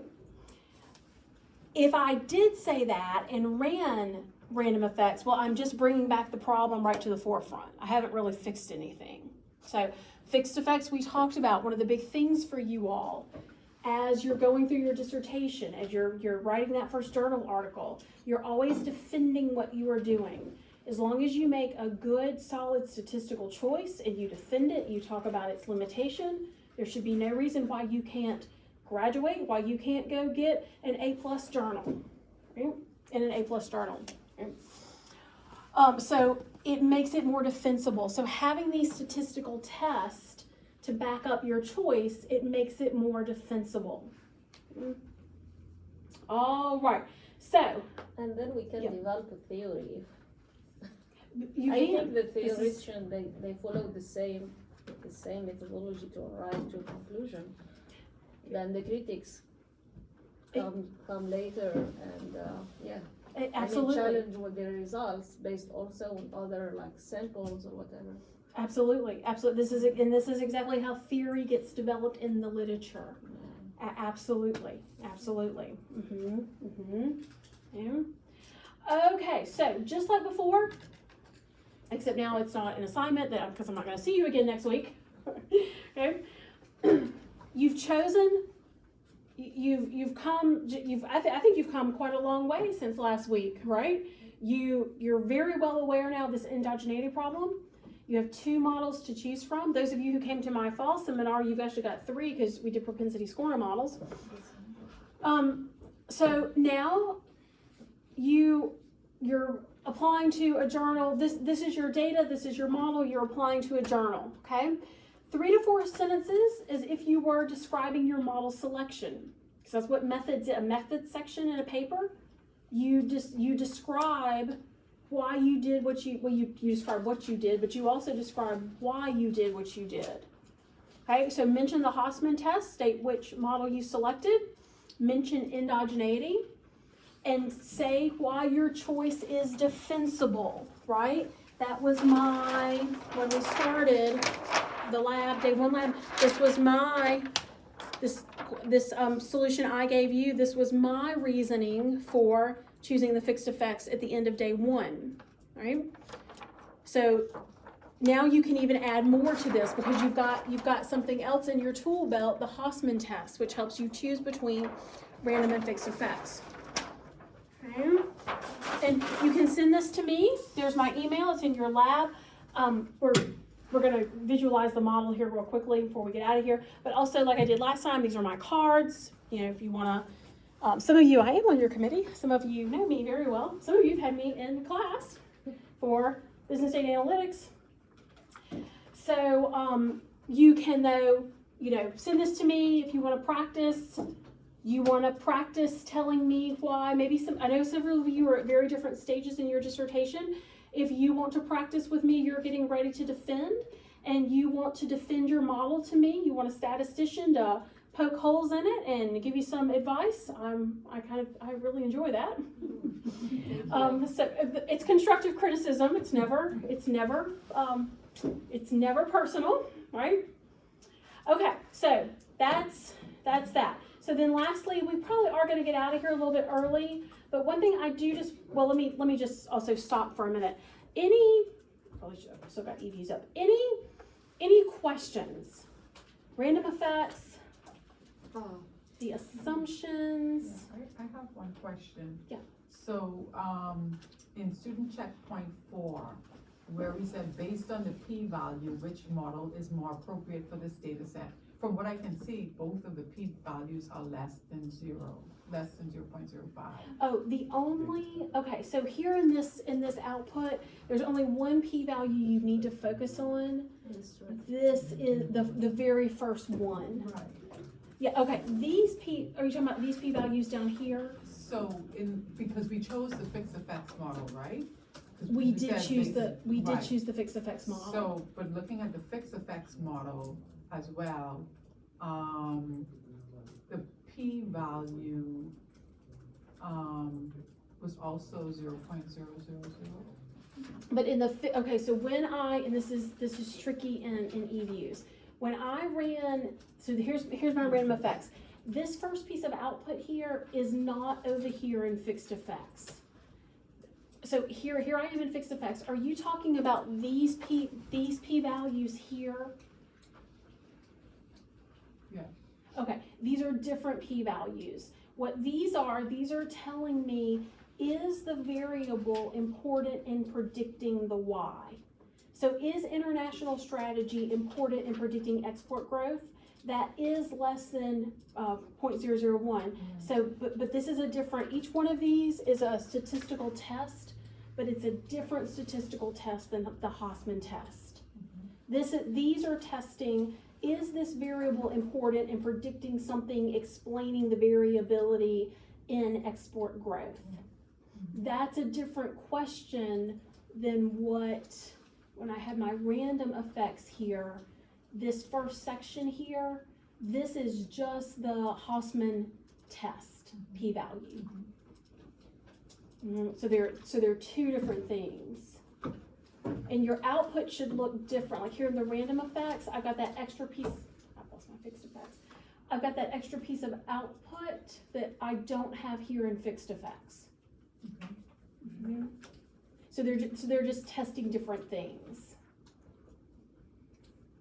But there's only one test, one p-value for Hausman.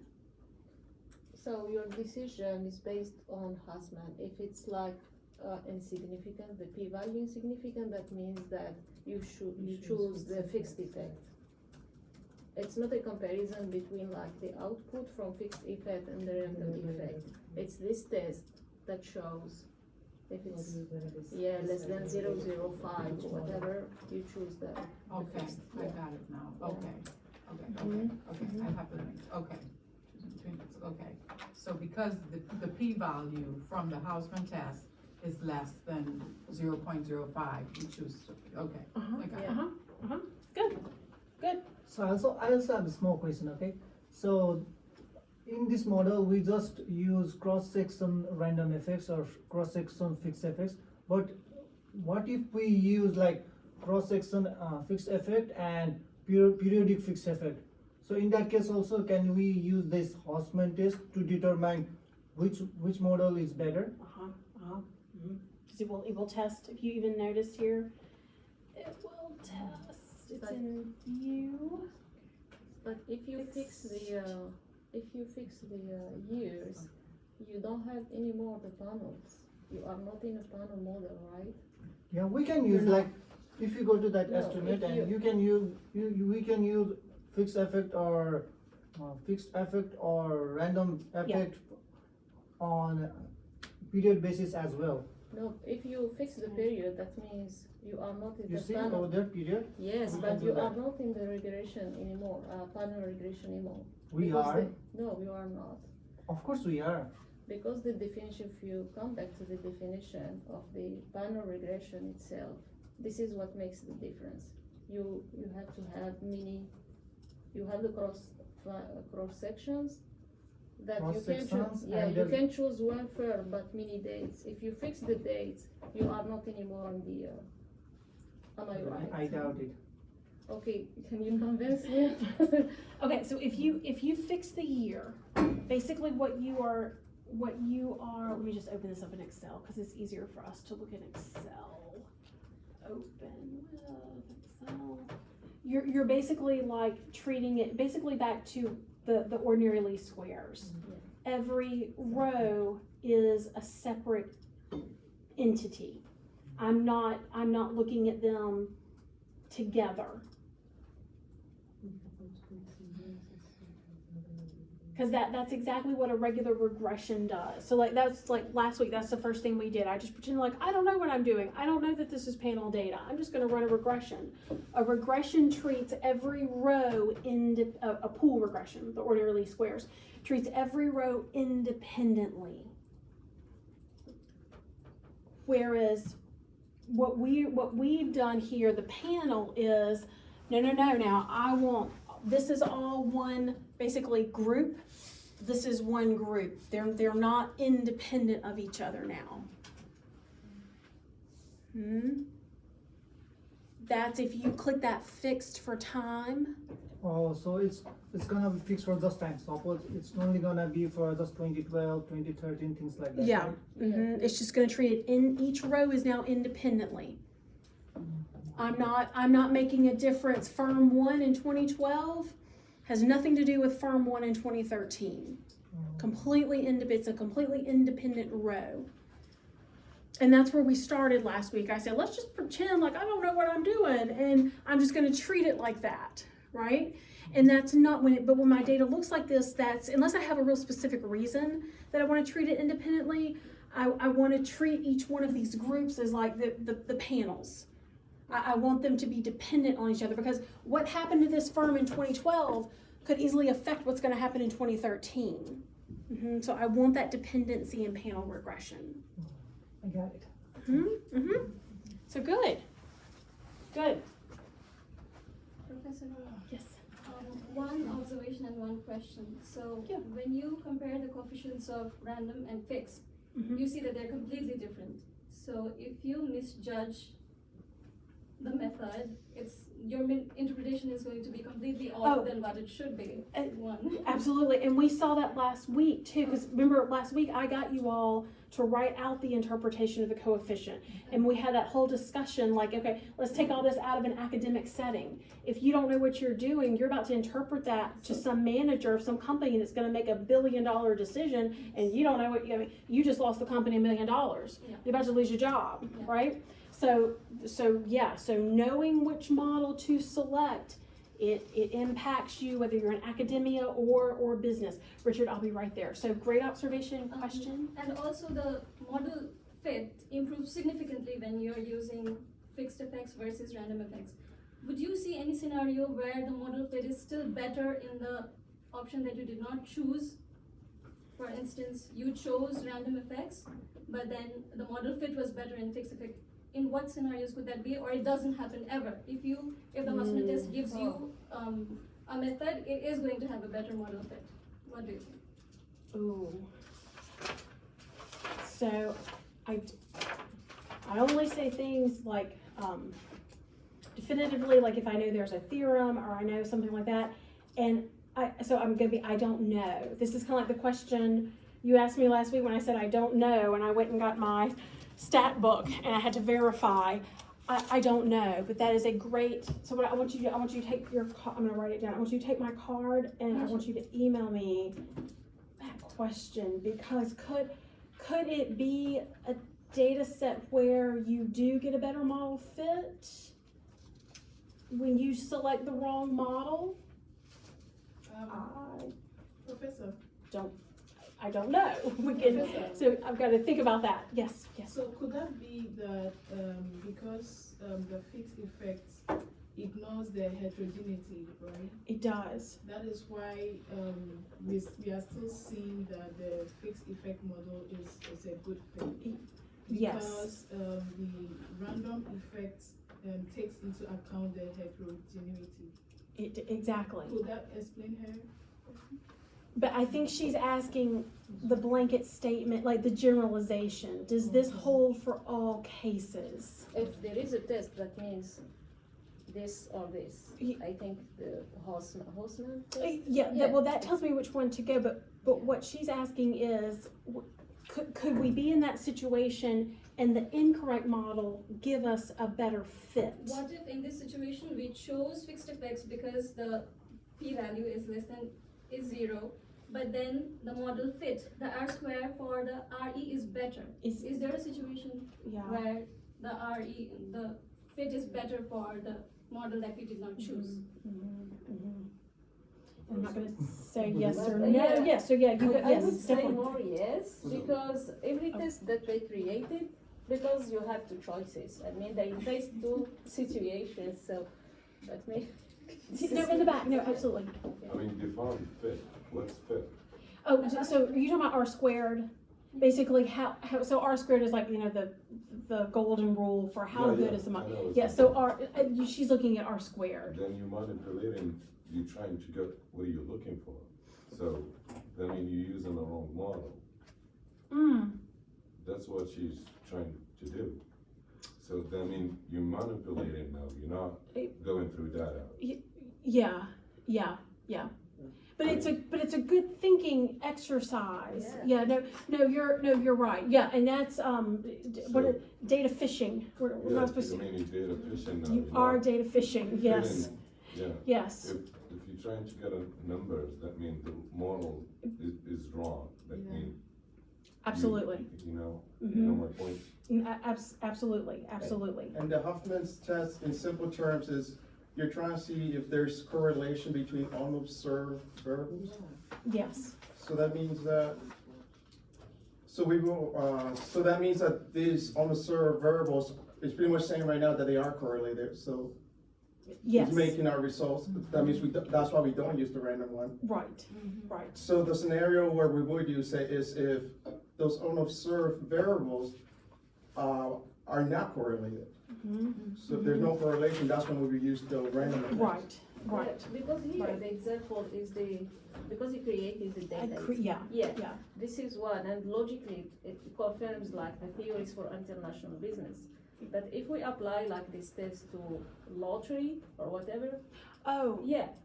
I'm sure it won't work. Absolutely. Because the random is there. There is no like theoretical correlation. Absolutely. Yeah, it's a really good point. Yes, Richard, I know you want to make a point. Okay, so I was going to say that when you read the articles, the papers, you will see some of them talking about firm fixed effects and year fixed effects.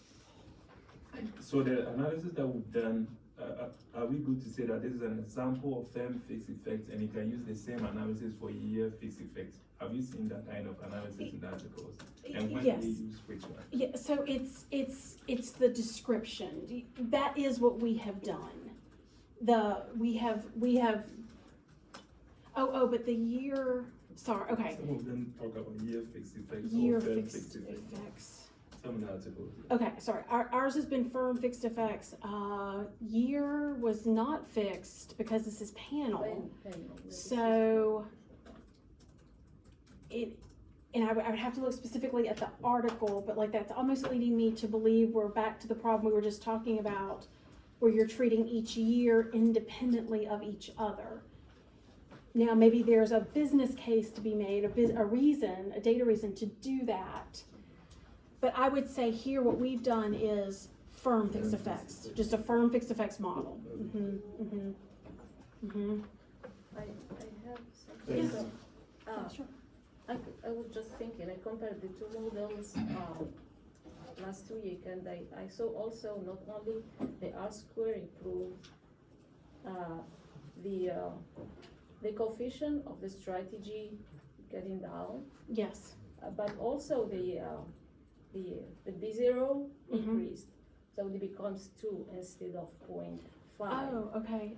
So this also, because my question last time, if every effect was captured under error, but finally it can be split between the error margin and also the coefficient. that assuming that all the variables are zero, so if the firm goes like international, or the business increase growth, I mean, if you remove all the other variables, the startup will be higher than when you integrate the strategy. So something like that.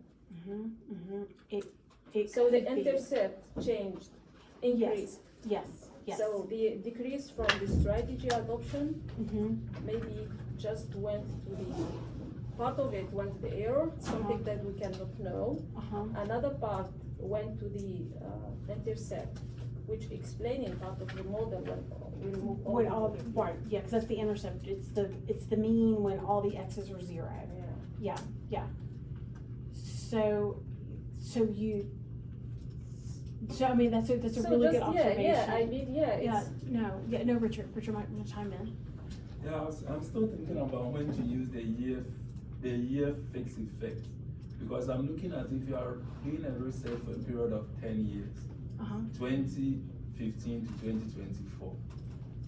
There are also year differences that can impact the results. For instance, we can talk about COVID-19. If you are talking about digitalization, COVID-19 would have made a huge impact. Yeah, absolutely. Is that the situation why they may also introduce the year fixed effect so that they take away the issues that may arise in the finding because of the year differences? Is that, can that be the case? Because I'm thinking about the year fixed effect. If they're trying to remove that effect by making it fixed. Yes, that's exactly, yes. We did not do that here, but no, that's, I think you're spot on. Yeah, we had an example in, with Dr. Daka for that.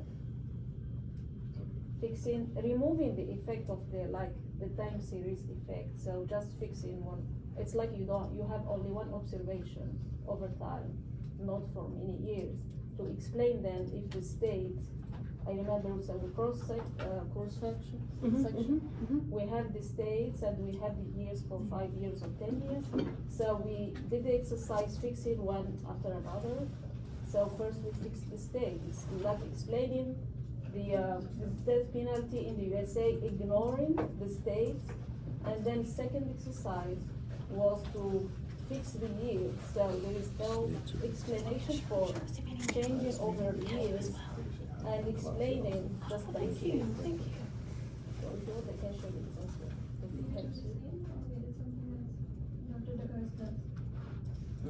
It doesn't. No, it's okay. Stella. Oh, yes, Stella. Not related to this one, it's just a curiosity question on the output that we had. Could we go to English, please? Oh, yeah. Random effects or fixed effects? Random. Yeah. Random? Yeah. Yeah, it's just a curiosity question that if we find ourselves in a situation such as this, I understand that this was a kind of a simulated data, but when you find that your main explanatory variable has a p-value of 0 or less than 0.001 right there, and then the others have like a higher value, is there any need to worry, or this is just a resultant of simulation of data? Because going by the conclusion that we are supposed to have on p-value, then it means that the international strategy is kind of it's important. It's very important. Yes, yes. And that, so that is a little bit separate from, so what this is saying is that international strategy and R&D intensity are important in predicting, explaining something about export growth, okay? That is like a final model result. I'm confident in that model result because I selected the right models, random versus fixed. These p-values, I'm not gonna say they don't have anything to do, but like, you selected the right model, and this is just the result of selecting that model. So our confidence should lie on the coefficients. So use the coefficient, where are the coefficients? The coefficient, oh, I'm sorry, I was looking down there. Okay, sorry. The coefficients I use for interpretation. The p-values I use, actually, R&D intensity is not important. Right? Yeah, just significance. Is it important in helping me explain something about export growth? That's all this column is saying. Are these variables important in helping me determine, predict export growth? That's like a separate result. Now, I'm confident in these because I have done at least the best due diligence I can in selecting between a random and a fixed effects model. So, Yes. in this example, in case we use the random effects and farm size and RD intensity are not significant indicators of export growth, only international strategy, and that is the variable that we tested endogeneity for. Is that a problem, or do we need to add other variables? Well, no, and remember, we didn't test.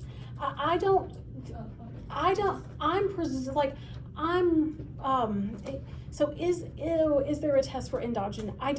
Don't quote me on this. I don't think there is a test for endogeneity. I believe that international strategy is giving me the problem of endogeneity. Yeah, okay. Yeah, so we think that, but this variable can still be important in my model. Is there an issue that there are no other variables that explain the No, relationship? not at all, not at all. Because I only have 3 here. I mean, yeah.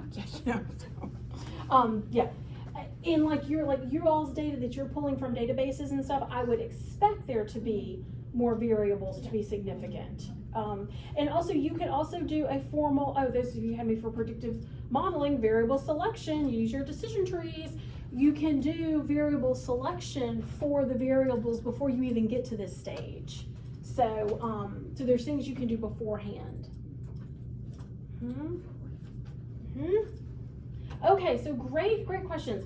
Last thing we're gonna do here, and this won't take us a long time, is what I wanted to do is I wanted to kind of step back. Stella M asked a great question the other day about when we do this fixed effects, basically what does it do mathematically to the model, okay? So I didn't want to go down into the details of this, but I want to maybe try to visualize. Sometimes visualization is helpful if you don't want to get bogged down into math details. Okay, all right, so what we've done a pooled, we've done a fixed, we've done a random. Okay, so what I did was I took the coefficients, the dot is the coefficient from the random effects. We got like 0.78, the fixed effects, and the pooled OLS, that's the dot, and then the little black lines that go out, I just did a 95% confidence interval around it, just to kind of show you what the possible values could be, okay? So it's just kind of getting my mind into the modeling strategy, okay? So the x-axis, okay? The x-axis gives me the dots. What do you notice? The pooled OLS gave the biggest, fixed effects smaller, random effects is somewhere in between. I just wrote out what I saw. So why is that? I tried to explain that in the context of what these models mean, okay? When we first started, when I said, let's just presume we don't know what we're doing, and we just ran a regular regression. What do you do when you do that? When every row is independent, you're saying that there are between and within firm differences with international strategy, okay? That's probably not a good idea here, okay? Fixed effects says, I'm only gonna look at international strategy within the firm itself, okay? Random effects uses both but makes some assumptions. Okay? So I'm just kind of stating, I'm just kind of visualizing here what I've seen with my parameter estimates, my coefficients. Okay. When I do a fixed effects, when I do random effects, between firm, okay? What does this mean mathematically? All right. What I did here was on the x-axis, this is the mean, the average international strategy, and then on the y-axis, so I wrote it all out. The x-axis, it's the mean, the average of international strategy. So closer to 1 means the firm will internationalize. Closer to 0, firm will not internationalize, okay? Then what I did was the y-axis, because this is what the model's doing, right? I'm just simulating what the model's doing. The y-axis is the mean export growth across all years. Across all years, because I'm saying between now. I'm going across all firms, okay? So what does the mean mean? Literally just the average, okay? So I just literally add it all up and divided by the total. So let's just make sure we understand what we're looking at. So for this dot here, this is all across all the years.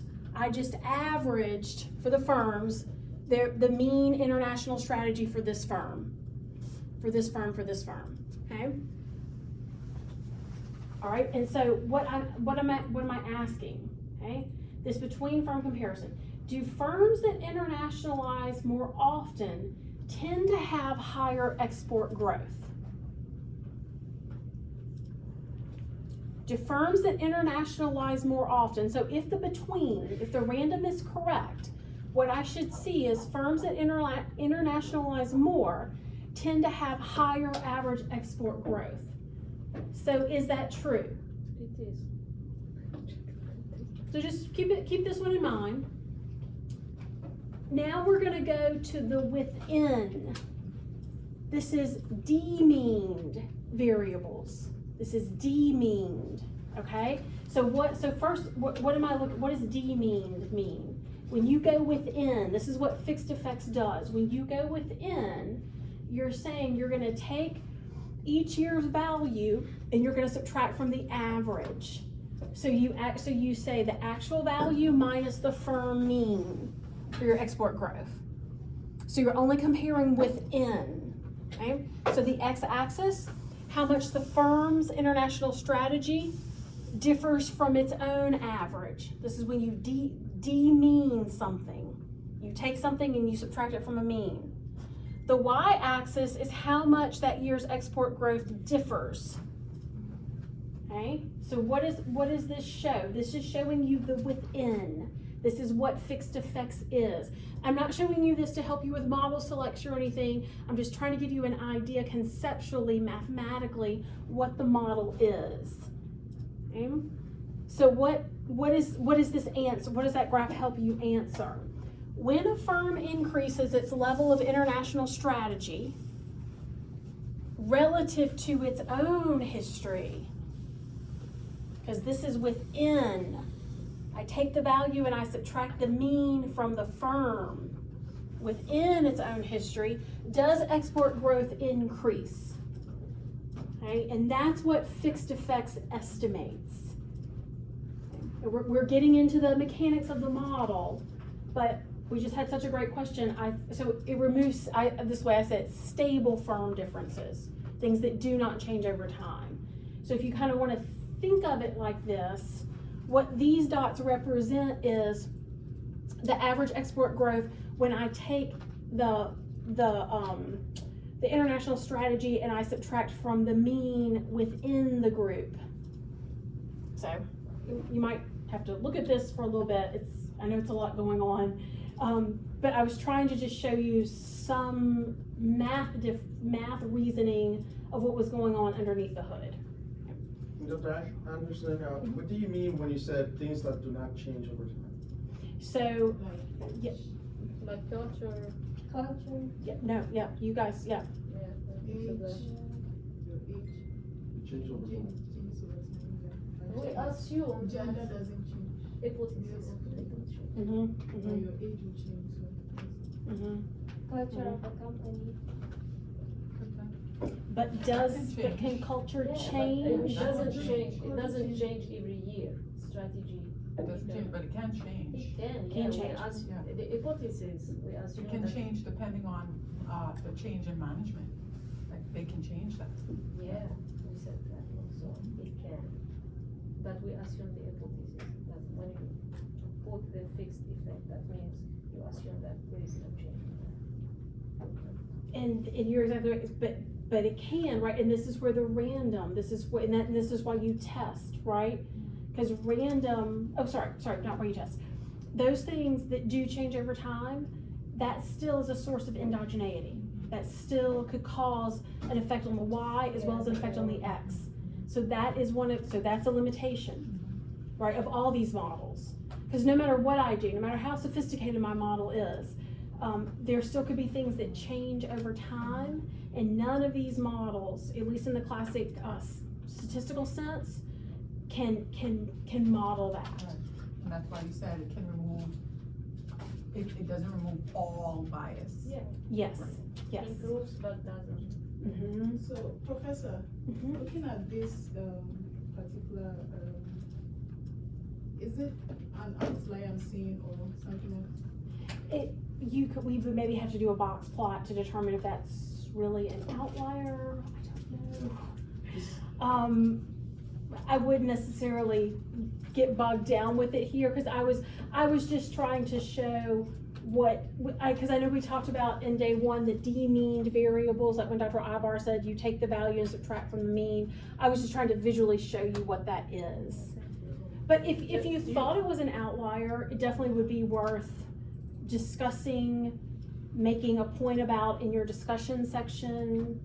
Absolutely. Is it in the doc you shared, this one?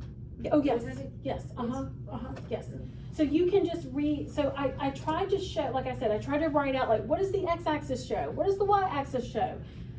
This might be your first time seeing this, so it's like, what's that? Actually, yeah, we do So this. just read back through these. I'm just trying to show you what the model, this is not what the model is modeling, this is what the model is it's modeling.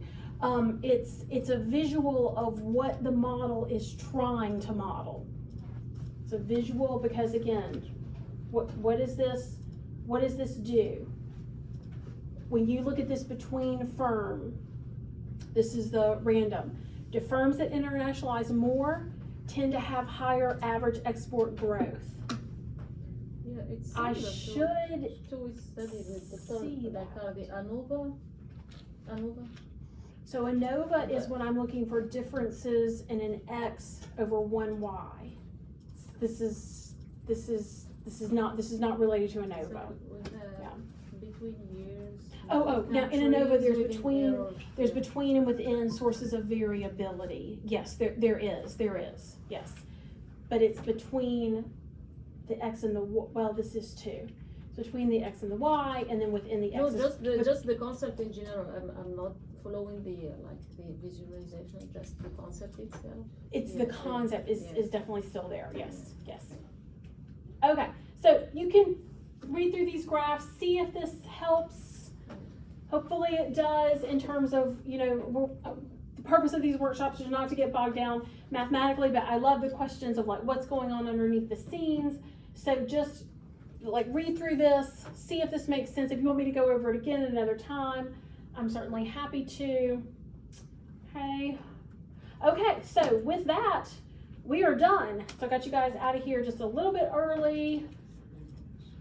So I'm gonna stop my recording, and then I'm gonna stop that recording back there. Just leave. Okay, let me stop this recording back here. All right, guys. So.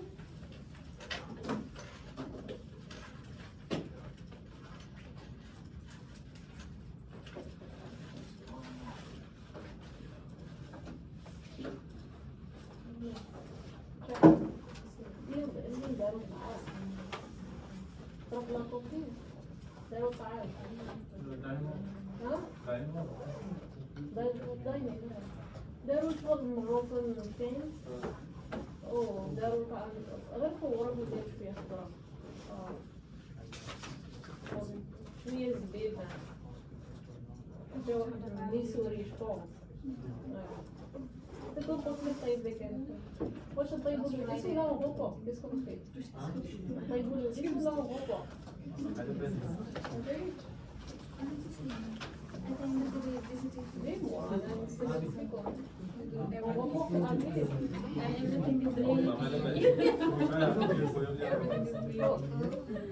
This is just it. I got a smoke. Okay.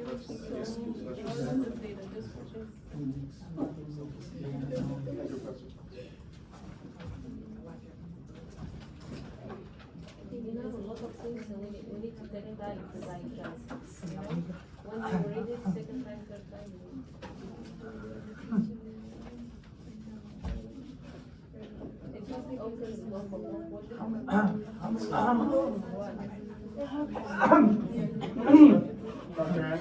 Yes. It's funny how all the estimates are very How many human, languages you speak? All estimates are very human. because no matter what you do, they're always gonna be biased. Oh, yeah. I like that. I'm gonna use that. How many languages you speak? That is very good. What are they? Speak English?